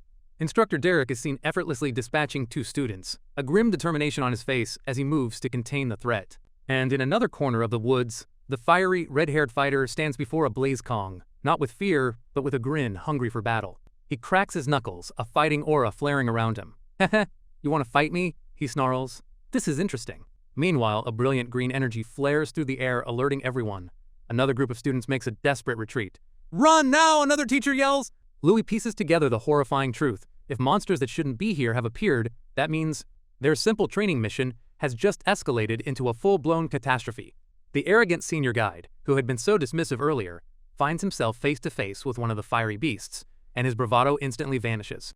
In a last-ditch effort, he screams out his trump card. S-Soil Armor! A golden, crystalline suit of armor encases his entire body, a defense he believed to be impenetrable. But to the Blaze Kong, it's nothing but a shiny shell, with a single contemptuous punch. The armor shatters like glass, the force of the blow creating a crater and leaving the student utterly defeated and twitching on the ground. The monster isn't done yet. It casually raises its leg, ready to crush his skull. The senior guide can only let out a terrified shriek, the reality of his own weakness crashing down on him. But out of nowhere, a massive wave of water magic slams into the Blaze Kong's face. It's Louis, coming to the rescue. Propelled by his magic, Louis sends the hulking beast flying backward, crashing through several trees. He lands and immediately barks orders to his team. "Kara! Miriana! Take the upperclassmen and run." Without hesitation, Kara hoists the injured student onto his back, and with Miliana providing cover, they make a break for it. Louis, Faye, and Kane stand their ground, forming a rear guard. "It's okay," Faye says with a confident smirk. "I'll catch up soon." But the enraged Blaze Kong has recovered, and it's charging up a devastating fireball in its gaping maw. The trio's confidence evaporates as they see the sun-sized ball of destruction hurtling towards them. Kane's voice cracks as he yells the only thing he can. "Dodge!" They leap for their lives just as the fireball impacts, incinerating the ground where they stood moments before. As the others get to safety, Kane looks back at the enraged monsters. "They're totally fired up," he says, trying to sound brave. Faye readies her polearm, her eyes burning with resolve. "We have to work together to take them down." The battle reignites. A Kong unleashes a torrent of fire, but Kane uses Wind Magic Accelerate to become a green blur, easily evading the attack. A razor-sharp gust of wind slices through the air, aimed directly at the monster's head. Kane, his daggers glowing with wind magic, closes in for the kill. The monster roars, preparing to swat the nimble fighter out of the air. He unleashes his Wind Stab, but the beast is unbelievably tough, parrying the attack with its bare arm. Seizing the opening, Faye attacks from behind, her long polearm carving a deep gash in the monster's arm. The ape roars in pain. She soars into the air, her weapon enveloped in a vortex of roaring flames. With all her might, she brings the fiery blade down directly on the monster's head. She bellows the name of her technique, Ikrid Lance, Cremant Fall. The attack is immense, slamming the Blaze Kong face first into the ground and shaking the earth. In the crater, Faye spots the monster's core. Found it. It's a magic crystal. Focusing all her power, she prepares a finishing blow, her entire body erupting in a fiery aura. Sacred Lance. Pierce. A concentrated beam of pure destructive energy shoots from her weapon, engulfing the downed monster. The resulting explosion is massive, sending a shockwave rippling through the forest. Faye lands, resting her polearm on her shoulder with a satisfied smirk. "That's one down." But Louis's urgent voice cuts her short. "Faye, don't let your guard down." Confused, Faye turns back to the smoke, just in time to see the Blaze Kong rising, another fire breath attack already charging. Instantly, Louis reacts, slamming his bandaged hand forward and summoning a towering wall of crystalline ice. Using his other hand, he sends trail of icicles toward the Blaze Kong. The ice flash freeze, completely trapping the Blaze Kong. The beast is now nothing more than a statue, frozen solid in a tomb of jagged ice. Faye wipes the sweat from her brow, her heart still pounding. "Thanks, Louis. I didn't think that monkey was still alive." But behind the translucent ice, the Kong's eyes snap open, glowing with an unholy red light. With an earth-shattering roar, the monster flexes, and the massive ice prison explodes into a shower of frozen shards. To their absolute horror, the deep, fatal wounds on its body begin to steam and heal at a visible, unnatural rate. Kane is speechless. "What? I've heard they were violent, but I've never heard of their wounds healing so fast." Louis feels a chilling sense of déjà vu. This feeling, it's like the scene flashes to the red-haired fighter, a crazed look in his eyes as he brutally pummels another Kong. It's just like Neil back then. The monster lands a blow, but he just laughs it off maniacally.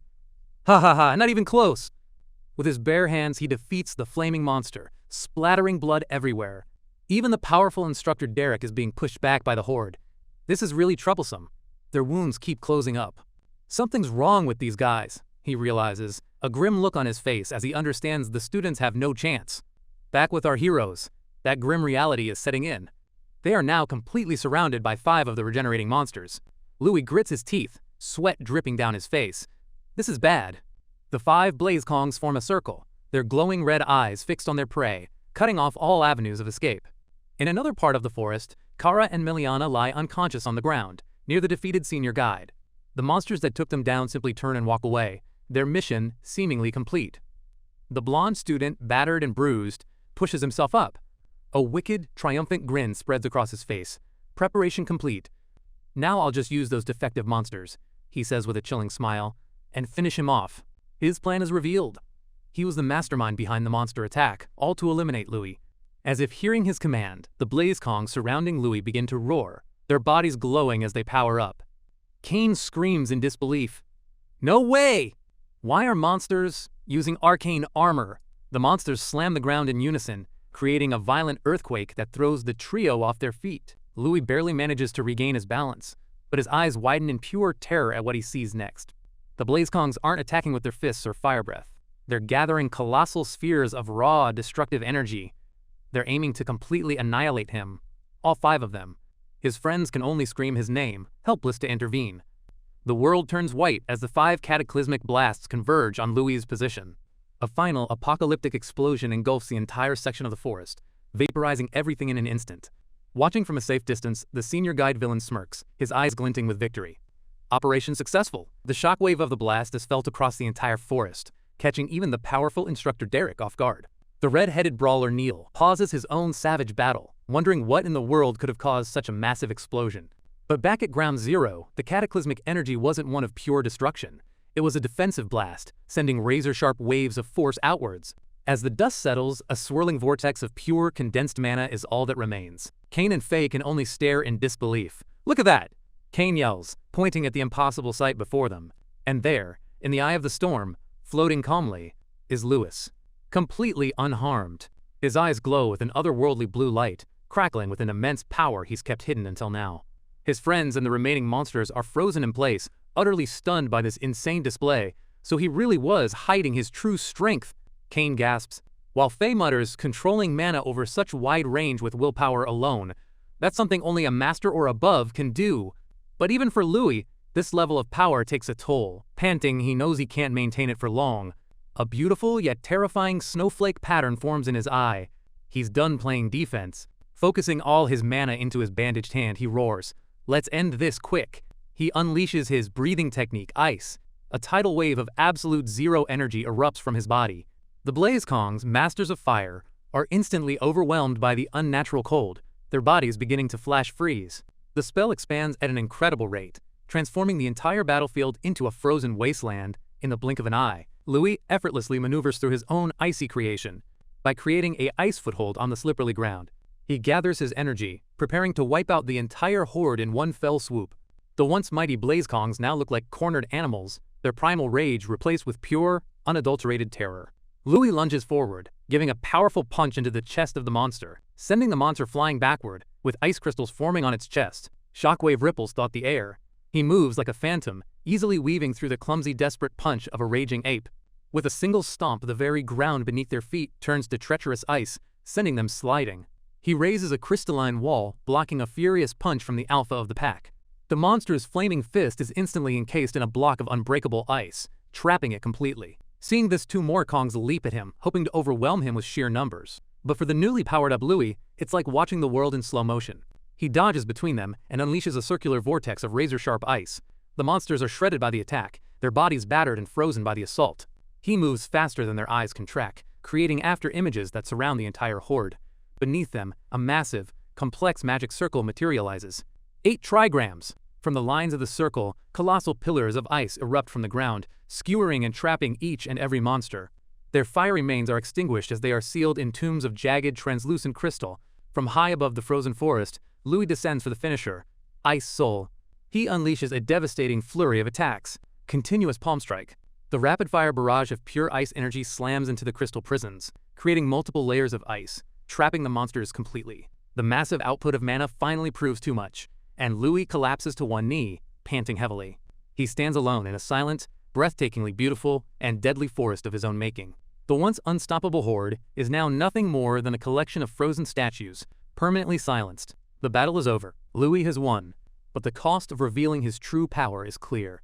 Watching from the shadows, Brian trembles, not from the cold, but from sheer terror and rage. It's the same feeling again, there's no mistaking it. Faye and Kane can only gape at the result. The threat that almost killed them was wiped out in a single overwhelming move. As his power recedes, Louis feels a strange sensation. My wind and water mana, it's getting easier to control. Kane runs over and throws an arm around his friend. Nice work, Louis. I had no idea ice attribute techniques were that powerful. Faye rushes over, her usual composure gone. Come on, stop chatting and let's get out of here. If we get ambushed again, that's no joke. But Louis just smiles confidently. No, we're fine now, he says, looking up. The teachers came to help. As if on cue, 3 instructors are seen flying over the frozen forest, their faces a mixture of shock and awe. Brian grits his teeth from behind a tree. Damn, the backup arrived! He hits his chest with red energy in his hand, removing the evidence of magic used to agitate the monsters. The strain finally takes its toll, and he collapses, his mission a catastrophic failure. Suddenly, a powerful gust of green wind magic begins to blow through the frozen trees, clearing the air.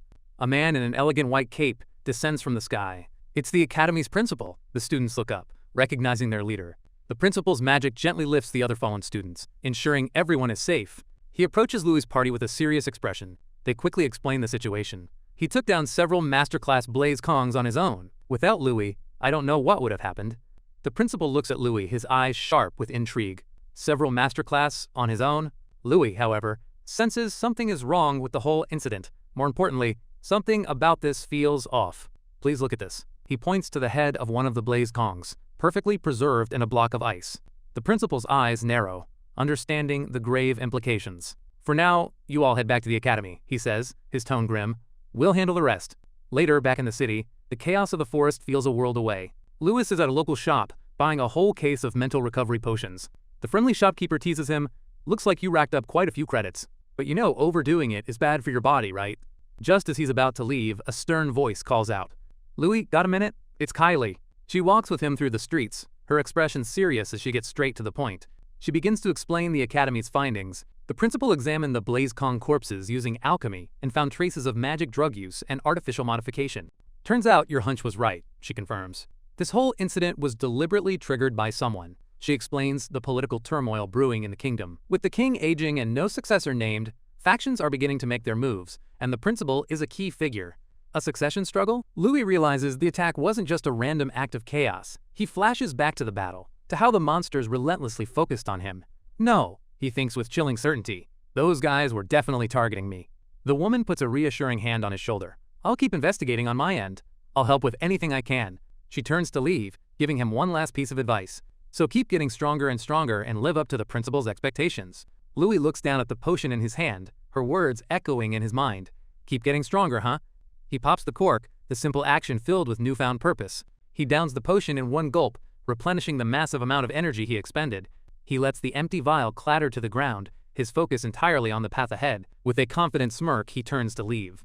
Of course, he says to himself, that's exactly what I intend to do. Meanwhile, in a dark and lavish room, Brian reports to a shadowy figure. Father, regarding the modified monsters, we confirmed an increase in combat ability. However, the results fell below expectations. He sweats, explaining that while most corpses self-destructed as planned, some were recovered by the academy.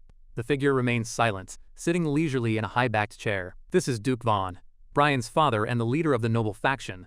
Brian nervously continues, if Principal Aronian catches on to us, the Duke is unconcerned. Those test subjects were prepared by the Bhutan Empire. Even if she catches on, there's nothing he can do. He holds up a picture, his gaze cold and calculating. It's a photo of Louis. Brian clenches his fist in frustration.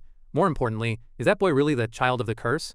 In any case, he is a hindrance to the plan. The Duke simply raises a finger, a spark of dark magic at its tip.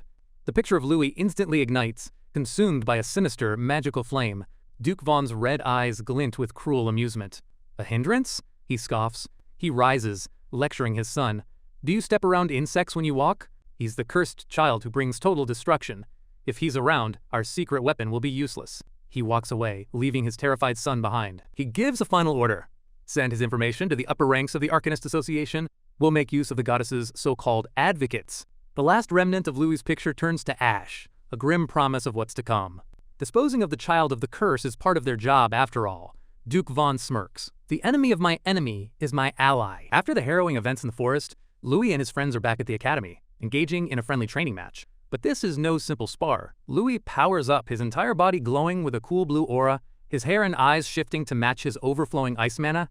He's not holding back this time. Across the arena, his friend Kane, the dual-wielding dagger user, leaps into action, his blades crackling with vibrant green wind energy. Kane unleashes a powerful slash, but Louis is already one step ahead, effortlessly dodging the attack. Not slowing down for a second, Kane becomes a whirlwind of blades, tearing through in a dazzling display of speed and skill. But Louis moves like a phantom, easily weaving through the barrage of attacks, completely untouched. He closes his eyes, sensing every movement, every shift in the air with a preternatural calm.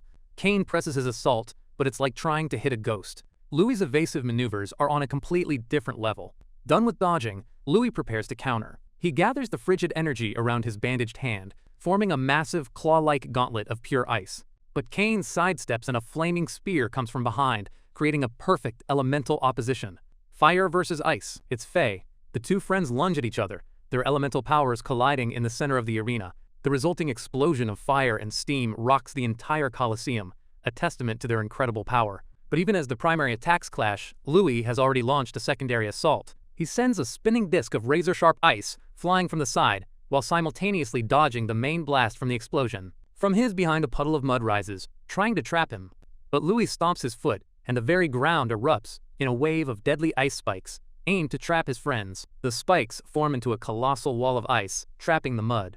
The wall holds firm, but Louis senses something more behind the attack, a flicker of heat that feels different. A massive explosion erupts, shattering the ice wall and engulfing the entire arena in a cloud of smoke and fire. As the smoke clears, Kane and Faye stand ready, panting but confident. That was perfect, Kane smirks. This time, we've finally won, Faye declares.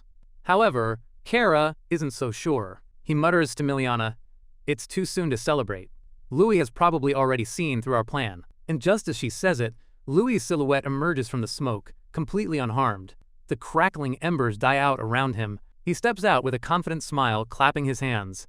"That was good, though," he says, his voice cutting through the silence. He begins to break down their strategy with frightening accuracy. "Kane, your hit-and-run tactics have gotten faster. And Faye, you boosted your spear's power by adapting your unarmed moves." He turns to the other two. "And most of all, Miliana. Hiding Kara's item with mud was very clever." The mage and archer are shocked. Their hidden ace, a magical item they'd camouflaged, was discovered instantly. "If I hadn't noticed the abnormality with this cold sense," Louis explains, his aura still flowing, "I'd have been blown away in an instant." Kane slams his hand to his head in frustration. "So we failed again? And you're not even scratched. Looks like we still can't catch up to you." Faye is more curious than defeated. "Still, it's crazy you can sense movements using ki." "I've never heard of anything like that," she says, approaching him.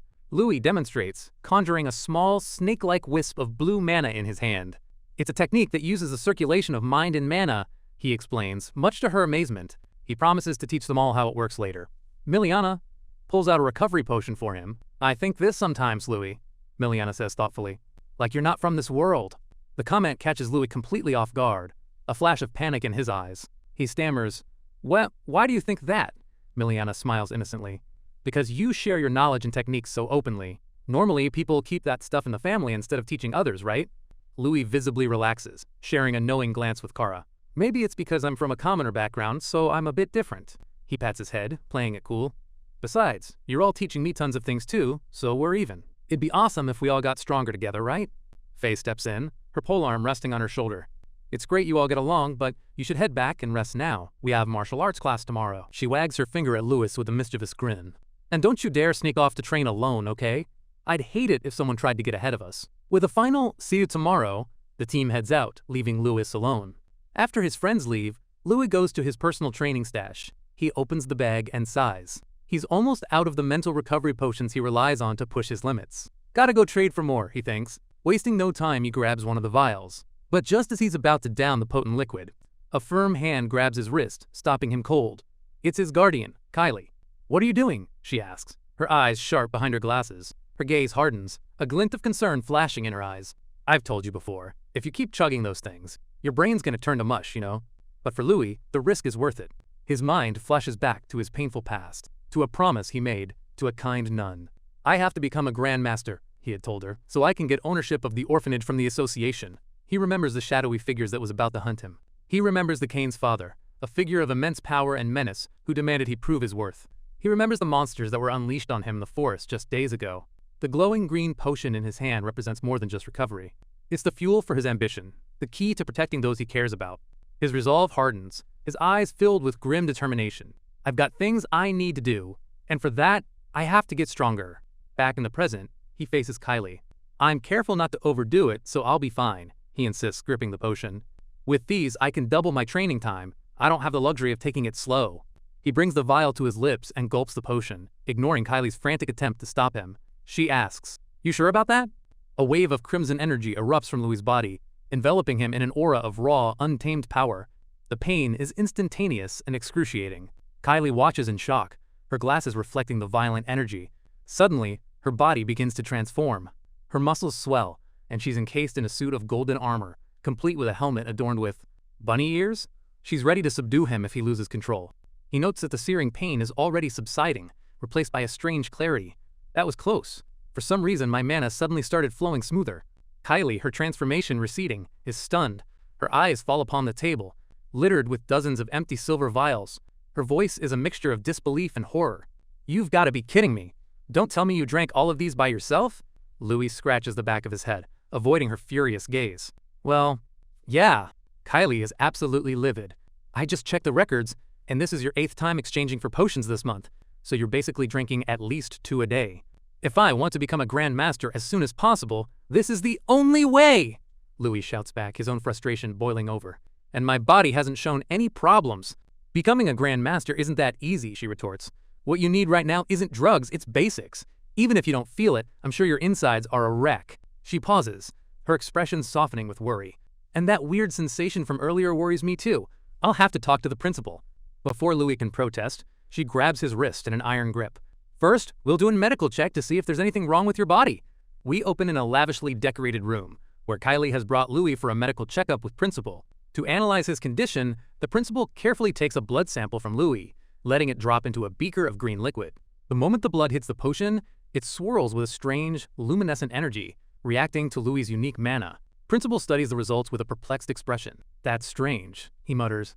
"I don't see any signs of mental damage in his brain." Kylie, however, isn't convinced. She explains how Louis has been acting abnormal, spacing out all of a sudden. Her mind flashes back to a terrifying moment during Louis' training, where he was shrouded in a dark, violent aura, radiating a chilling killing intent, like a monster. Principal considers this new information, holding the sample to the light. He suggests it might be a kind of enlightenment, given that Louis' mana actually increased. He stares into the flask, a reflection of Louis in his eye, pondering if this is just another trait of the so-called cursed child. The two adults are deep in thought, mystified by the boy, who seems to defy all known rules of mana. Then Principal gets up, admitting there's still so much they don't understand about Louis' unique constitution. "But," Kylie interjects, pointing a finger, "there is definitely something wrong with his body." Her instincts are screaming that he's in danger. Principal turns, explaining that potionology is still a developing field, and with Louis' special case, it's impossible to be certain. Kylie glares, a sudden thought crossing her mind.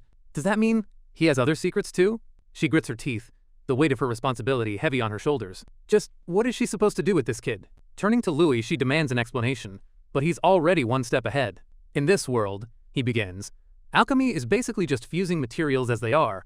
He theorizes that some components are clashing with his body. He points to the alchemy's equipment. "So if we remove the unnecessary parts and make a purer drug, we should be able to figure out which ingredient is the problem." The next day, Louis stands proudly before a set of advanced alchemy tools, gathered at his request. Kylie is bewildered. "What are you going to do with all these bottles?" she asks. "You don't usually use things like this to make potions, right?"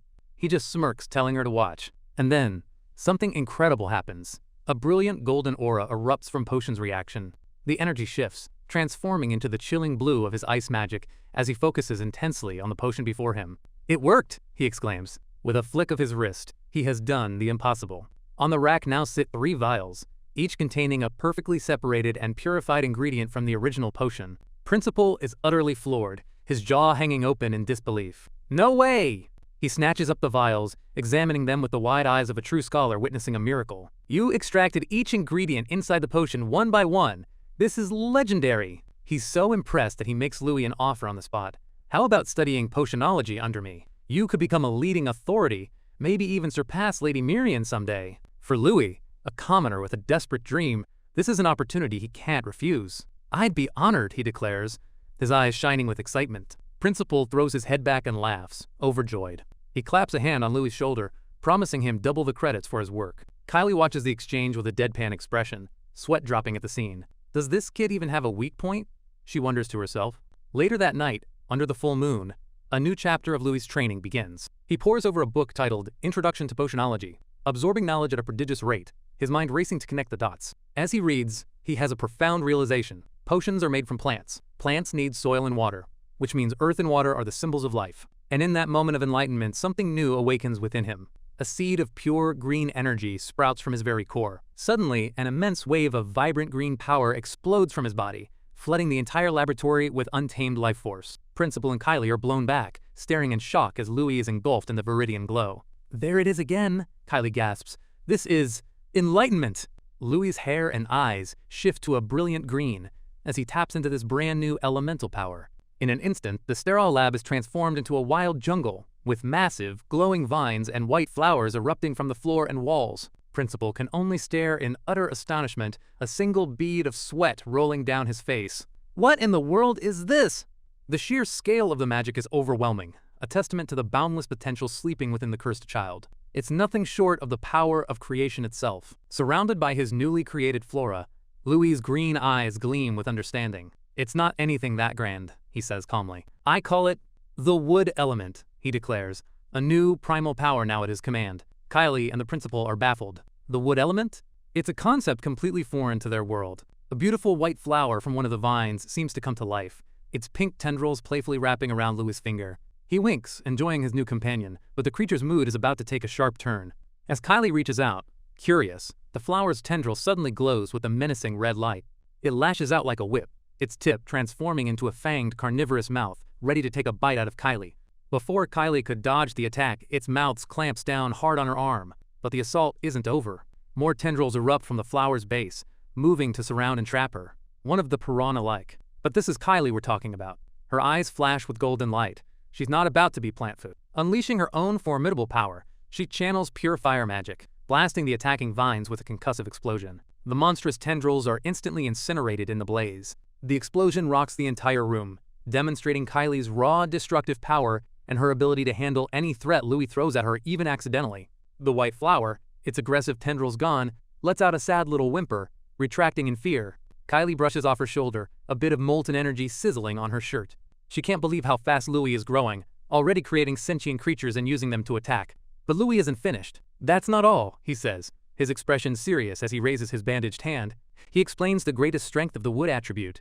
A pair of the small, red-mouthed tendrils reappear, but this time, they glow with a gentle, soothing green light. Principal watches, captivated, as he realizes the truth. So the reason recovery potions can heal wounds might be because wood attribute power is involved? Louis nods. The docile flower floats beside him, its tendrils now harmless. He's learning to control his new power on the fly. He explains the fundamental difference between raw plants and potions, and how this new element connects them all.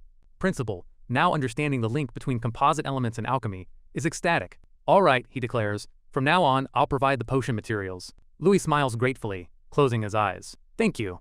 But the alchemist raises a hand. More importantly, he says, his tone shifting, his expression becoming sharp and calculating. He leans in close, his purple eyes glowing with an intense, almost sinister light. In the human world, strength is just one factor. Do you want the power to change fate? The principal has brought Louis deep into an underground cavern beneath the academy, the perfect place to test his new, untamed power. With the principal observing, Louis begins to practice his newfound, wood element, magic, his body suffused with a vibrant green aura as he channels the very essence of life. From the ground, glowing blue vines sprout forth, a testament to the raw creation magic now at his fingertips. The principal watches, utterly captivated by the sight. He can hardly believe his eyes, muttering, Seriously, no matter how many times I see it, it's unreal. He holds a glowing blue orb, likely a mana catalyst, amazed that Louis can grow such rare magical plants so quickly using this method. Louis, however, feels the strain. He admits that this new power uses way more mana than he imagined. The rarer the plant, the bigger the drain, and for now, he's reached his limit. With a snap of his fingers, the principal agrees. Exactly, he says, a sharp glint in his eye. Everything in this world has a price. But even as Louis's power recedes, the principal continues, a knowing smirk on his face. Compared to others, though, he says, his purple eyes sizing up the boy, the price you pay is pretty cheap. He elaborates, pointing out that Louis didn't just purify potions and reduce their side effects, he's taken it a step further. You even applied wood magic to create brand new potions. The principal gestures towards a cabinet filled with their successful experiments, declaring, this great achievement, only you could have pulled it off. In the Academy's underground cavern, a special alchemy lab has been set up, housing rows of newly created elixirs, special recovery, mana, body enhancement, and even mental recovery potions. Louis studies their handiwork, a grim determination on his face. All right, he says, turning to face his mentor. Time to test how well they work. The principal grins, sensing what's coming. If you want a shortcut to getting stronger, he advises, fighting a strong opponent is best. He takes a few steps back, creating distance between them as he makes a bold offer. So, how about trying them out on me? Louis's eyes light up with a battle-hungry grin. This is exactly what he wanted. I couldn't ask for anything better, he exclaims, clutching his newly made concoctions. Don't hold back, okay? With that final warning, Louis uncorks a vial and chugs the entire thing down in one go. The empty glass tubes clatter to the ground as the powerful elixir takes effect almost instantly. Here I come, he roars as a violent crimson energy erupts from his body, his eyes glowing with terrifying power. The raw power explodes outwards, a clash of red and blue energy as the test battle begins. Kylie, who has been watching from the side, can only stare in disbelief. She crosses her arms, a bead of sweat on her temple, as she watches the cursed child unleash his might. He really is a total monster, she mutters, a mix of awe and concern in her voice. The scene shifts. Under the pale moonlight, we see the Academy looming in the distance, a silent witness to the secrets kept within its walls. We see Louis, his body aching and bruised. He dries himself off after a bath, grumbling about the principal. He seriously didn't pull any punches. He sighs, exhausted. Without those new potions I made, I'd probably be bedridden for a month. He plops down, wondering what kind of crazy new elixir he should develop next. As he ponders, he's suddenly startled by a presence in his room. It's a purple-haired boy sitting quietly on the floor next to a spilled potion. Louis is shocked. Kara? He stammers, recognizing the boy. He sits there with a deadpan expression, the remnants of a potion spilled beside him. Louis nervously tries to explain the mess. Ah, the potion I got from the principal. But the principal, appearing as a cute chibi, cuts in with a brilliant idea. For Louis' safety, they'll say he was the one who developed the potions, while Louis handles the profits. Kara just sits there, arms crossed, pouting at the suggestion, shaking his head in denial. Suddenly, Kara gets right in Louis' face, staring him down. Kara? He sputters again, completely taken off guard. He gets even closer, examining his face intently, much to his flustered surprise. Pointing directly at him, Kara speaks with an authority that belies his age. The potions. You made them. It's not a question, but a statement. Louis panics, waving his hands frantically. He's a terrible liar, and Kara sees right through it. Her finger pokes him accusingly, and Louis can only make a face, knowing he's been caught. He finally gives in with a sigh. I really can't hide anything from you. How'd you figure it out? Kara casually brushes his hair back, revealing a sharp, cunning intellect. The principal is old-fashioned, she declares, essentially calling him too traditional to invent something so revolutionary. Louis grins, impressed. You see through everything, huh? He admits the truth but makes him promise not to tell anyone, as he hates trouble. Kara then approaches him, straightening the collar of his shirt with a strangely intimate gesture. He hands him a piece of paper. What's this? Louis asks, taking the document. He unfolds it to see a formal-looking document from the Candace Trading Company. It's a contract. A contract, he says, his eyes widening as he reads the text. And with insanely good terms, too. While he's distracted, Kara quickly scoops up the spilled potion from the floor. She carefully pours the recovered liquid into a beaker, his movements precise and practiced. The beaker now contains the diluted but still valuable potion Louis created. Holding the contract, Kara points to the beaker. He explains the deal. By letting her company handle the sales, they can obscure the potion's true origin. Hide it and protect it! Louis stares at the beaker, understanding the implications. I see. By letting the company handle selling my potions, no one will find out I'm the creator, right? Kara then breaks down the business model with a wisdom far beyond his years. The profits will be split, with Candace taking a share as collateral. It's a win-win. Louis profits, his identity stays secret, and Candace ensures his safety. Louis is impressed. With the Candace Trading Company's extensive sales routes, it would be nearly impossible to trace the product back to him. It's a good deal, he admits, but I've got a few conditions. He knows his invention is valuable, and he's not about to give it away for nothing. First, to avoid drawing unwanted attention, they must weaken the potions' effects before selling them. Second, and most importantly, Candace Trading Company has to support the Rashira orphanage. If he agrees to those two terms, he's in. Kara doesn't hesitate. He snatches the contract out of his hand, a sign of his immediate agreement. He quickly signs the document, formalizing their new partnership. With a sparkle in his eye, he proudly presents the signed contract. The deal is done. Louis takes the contract back, a satisfied smile on his face. He shakes on it with his new business partner, impressed by his shrewdness. As expected of a merchant's son, he remarks. They seal the deal with a firm handshake, a new alliance forged between two young prodigies. Louis then leans in conspiratorially. "Oh, and I've got some advice as your business partner," he whispers, a playful glint in his eye. He puts a hand on Kara's shoulder, getting very close, as if sharing a huge secret. Kara looks back, a little surprised by the sudden proximity. "Got it?" he asks, finishing his whispered advice. He then waves goodbye. "I'll have the potions ready by tomorrow, so you get some proper rest too." Louis heads out of the room, leaving Kara to ponder their new arrangement. Kara watches him go, his expression unreadable. After he's gone, he walks toward the door, and then, in a move that changes everything, he reaches back and unties the ribbon in his hair.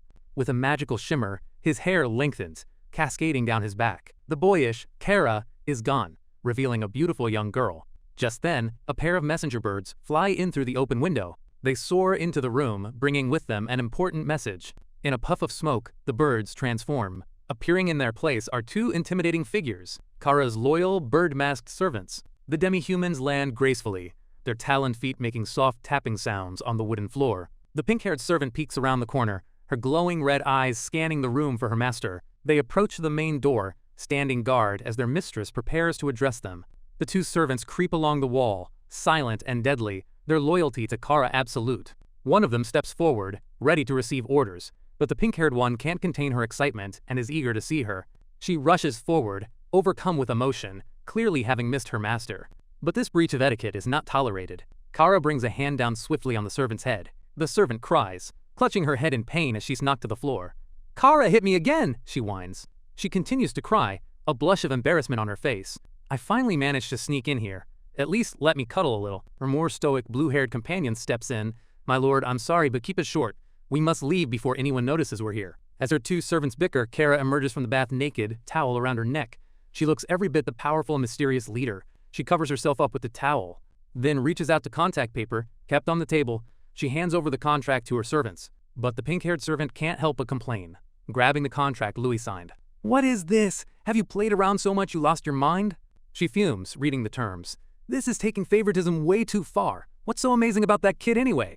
Her companion, however, is sweating bullets, holding up the business plan.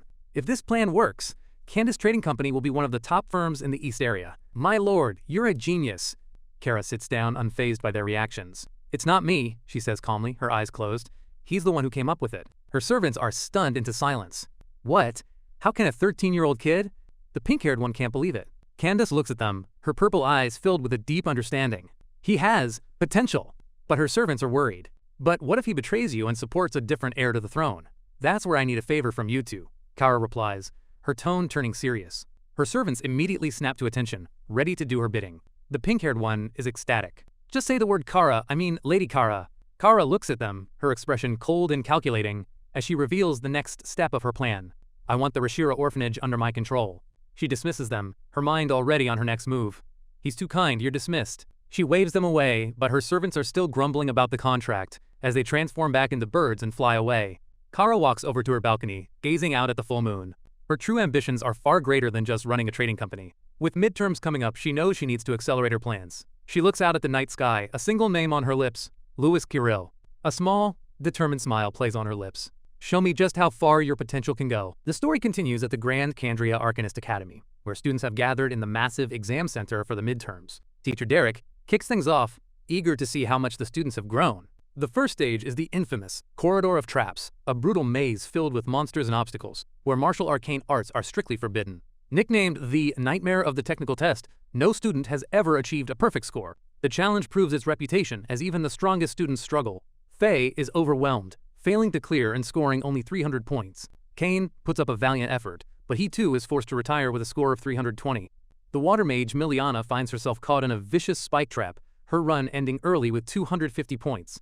Even the keen-eyed archer Kara can't find a way through the endless onslaught, failing to clear with 289 points. The fiery brawler Neil tears through the course with raw power, earning the highest score yet at 325, but even he couldn't conquer the legendary maze. Teacher Derek is thoroughly unimpressed with the results, yelling at the students and promising a grueling training regimen if they don't shape up. He turns to his more level-headed colleague, the instructor with glasses, to check on the overall performance of the freshmen. Though their foundations are solidifying, Teacher Derek's interest is piqued by one student in particular. His colleague knows exactly who he means. All eyes turn to the lone figure about to enter the maze, Louis Kirill, the prodigy who has also caught the principal's attention.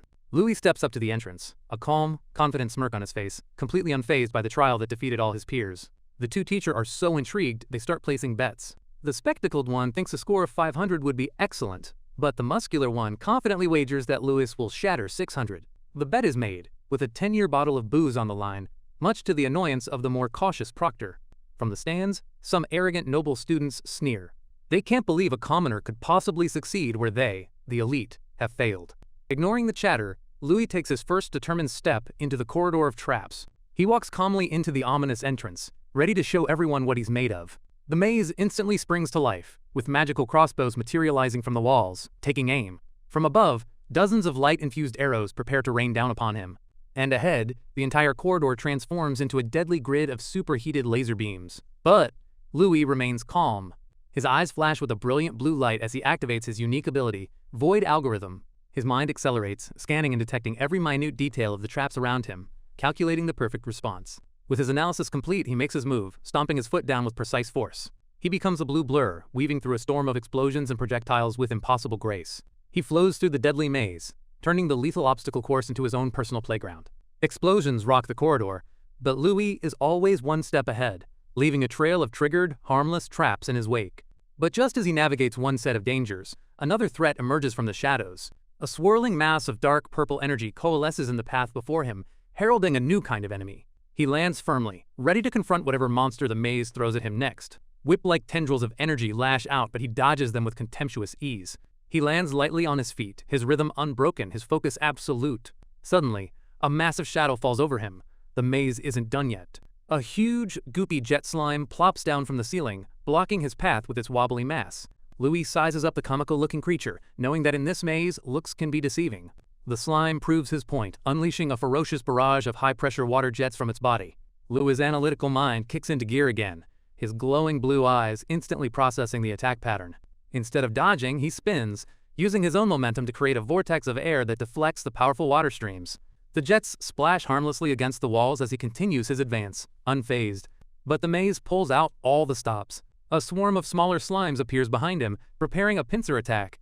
At the same time, the very walls turn on him, with razor-sharp saw blades bursting from hidden compartments. To top it off, a massive cannon emerges, taking dead aim at our hero. It's an all-out assault from every direction. A wall of cannons reveals itself, preparing to fire. Most would be terrified, but Louis simply smirks. To him, this isn't a death trap. It's just a complex equation waiting to be solved. The smaller slimes open fire, launching a volley of water bullets from behind. Simultaneously, the cannons erupt, firing a salvo of explosive fireballs from the front. Surrounded by opposing elements, Louis' aura flares blue, his concentration reaching a new peak. In an incredible display of skill, he dodges in such a way that the fireballs intercept the water jets, turning the deadly attacks against each other and creating a massive smokescreen. His brain processes the insane amount of data, trajectories, temperatures, velocities, in a fraction of a second. His void algorithm pierces through the chaos, identifying the core of the problem and revealing the single optimal solution. The battlefield transforms in his mind's eye, the chaos simplifying into a clear diagram of cause and effect. He visualizes the exact point where all the opposing forces will converge and neutralize each other. Calculation complete. A confident smile graces his lips as he puts his perfect plan into motion. He bursts from the dissipating steam, completely untouched by the maelstrom. He stands at the very epicenter of the traps. He has found the path. The optimal solution is clear. A golden pattern of light materializes on the ground below, a path visible only to him as he falls into perfect position. He lands right as the slimes and cannons unleash their final desperate volley. The high-pressure water jets slice through the air, meeting the roaring fireballs head-on in a spectacular collision. Louis moves so fast he creates after-images, weaving through the crossfire as if he were intangible. He masterfully guides the resulting explosion to slam directly into the massive jet slime, obliterating it. With a precise kick, he redirects a stray water blast from a smaller slime, sending it hurtling into a cannon, triggering a massive chain reaction that annihilates every remaining trap and monster in one fell swoop. Teachers and students can only watch in awe, as the entire section of the maze is consumed by explosions, all orchestrated by a single student. Instructor with glasses is sweating profusely, utterly bewildered. He can't comprehend how Louis is doing this, wondering if he somehow memorized the route. But Teacher Derek knows better. This isn't memorization. It's pure, unadulterated insight. Louis isn't just surviving, he's actively dismantling the maze. With a smug grin, he tells his colleague that the show is just getting started. He's not just aiming for a high score, he's here to break the all-time record. As if on cue, Louis emerges from the smoke, ready for the next challenge. He presses on, the heat from his body leaving a shimmering trail on the cold stone walls. A purple projectile comes flying at him, which he narrowly dodges. He tries to catch it, but it slips past him, his eyes narrowing as he's met with the next challenge. A massive swarm of echo bats descends upon him. These monsters are infamous for being the most agile creatures on the continent. Seeing this, the spectacled instructor is certain this is the end of the line for Louis.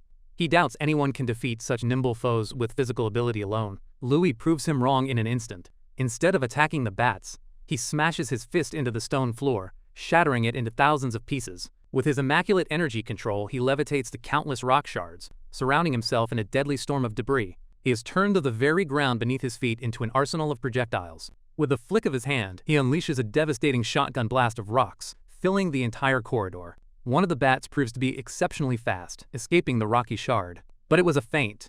Louis wasn't aiming for that bat. He manipulated the bat's movement, perfectly striking it at the expected location. Instructors are absolutely losing their minds. He's not just killing them. He's using their own attacks and the environment to hit their weak spots for maximum points. The scoreboard begins to skyrocket, the numbers climbing at a dizzying pace. 450, 500. He continues the slaughter, each move perfectly calculated to take down multiple bats at once. 600, 650, 700. He's farming the test for points. Teacher Derek can't contain his glee, his bet now a sure thing, while his colleague's jaw hangs open in utter disbelief. In mere moments, the entire swarm of the continent's most feared agile monsters lies defeated on the floor. Having utterly conquered the final challenge, Louis calmly strolls out of the maze's exit without a scratch on him. The entire arena erupts as the final score flashes on the board, accompanied by celebratory fireworks. A near-perfect, unbelievable 999. It's official. Louis Carril has not only broken the record, he has obliterated it, setting a new standard that may never be surpassed. He stands alone at rank 1, the undisputed master of the technical test, letting out a quiet sigh of relief. His victory, however, fills the noble students with rage. They can't stand being humiliated by a commoner, and furiously vow to put him in his place during the practical combat test. Teacher Derek roars with laughter, celebrating his victory, while the spectacled instructor slumps in defeat, bemoaning the expensive bottle of booze he now has to buy. He mutters to himself, reminding himself once again why he hates making bets. Louis' friends crowd around him, ecstatic. Faye and Miliana are overjoyed, while Kane congratulates him. However, Faye can't resist adding that she'd still win in a one-on-one fight. But not everyone is in a celebratory mood. From across the arena, the red-haired fighter Neil glares at Louis with pure fighting spirit. He walks past Louis' group, his burning gaze promising violence to come. Kane smirks, commenting that Neil seems to have finally realized the vast difference in their power. But Louis knows better. Looking at the retreating fighter, he senses something has changed. It isn't resignation he sees, it's an awakening. Neil is surrounded by a sinister red aura, his blood boiling with a power that seems almost demonic. Before things can escalate, Teacher Derek calls for attention, announcing that the technical test is over. It's time for the main event, the practical combat test. A large lottery barrel is brought out. Students will draw lots to determine their partners for the upcoming team battles. A smug, gray-haired senior student steps up first, declaring that it's a rare chance for the upperclassmen to give their juniors some direct guidance. He reaches into the barrel, but as Louis and Kane watch, they realize something is off. A faint red glow emanates from his hand. He's wearing a magic ring, using it to cheat the lottery. He's not drawing randomly. He's searching for a specific slip of paper among the hundreds inside. Teacher Derek seems to notice but does nothing, a knowing smile on his face as he lets the drama unfold. Having found his target, the student pulls out the slip he wants, casually dropping the others he'd grabbed as a distraction. He looks at the name with a wicked grin. He knows Louis Carril is a dangerous opponent. He glances at Neil, planning to involve him somehow. Next up, Louis and his friends draw their lots to see who they'll be fighting with and against. The group compares their slips. Kane is bummed out that he and Louis are in different brackets, meaning their fated showdown will have to wait for the finals. Faye smirks, telling Kane he's getting ahead of himself. After all, he has to get through her first, much to his chagrin. Kara quietly examines his own draw, his expression as stoic as ever. Miliana checks hers, and realizes she's in the same bracket as Louis. If they both keep winning, they'll eventually be forced to fight each other. She then points out her first opponents, a trio of arrogant-looking seniors who are already eyeing her. The seniors waste no time, sneering and giving Miliana a thumbs down, confident in their victory against the first year. Louis crumples his slip, his eyes burning with resolve. It doesn't matter who he faces, he's ready to give it everything he's got. Across the way, Neil is staring daggers at Louis and his friends. His eyes burns with great enthusiasm, looking at his slip. The gray-haired senior lays out his vicious plan. The senior's job is to wear Louis down, no matter the cost, even if it means sacrificing themselves. With the pairing set, teacher Derek raises his hand, signaling for the students to split up into their respective brackets. In one corner of the arena, friends become foes as Kane and Faye face off, ready for battle. In another, a nervous Miliana steels herself against a trio of leering seniors, led by a particularly nasty-looking blue-haired student. But the matchup everyone is waiting for is clear. A collision course has been set between the Academy's new #1 Louis and the demonic-blooded brawler Neil. The final stage of the midterms is about to begin. That's all for this chapter. If you enjoyed the recap, make sure you smash that like button. It really helps out the channel. And don't forget to subscribe and ring that notification bell so you don't miss the next explosive episode. Thanks for watching, and we'll see you next time.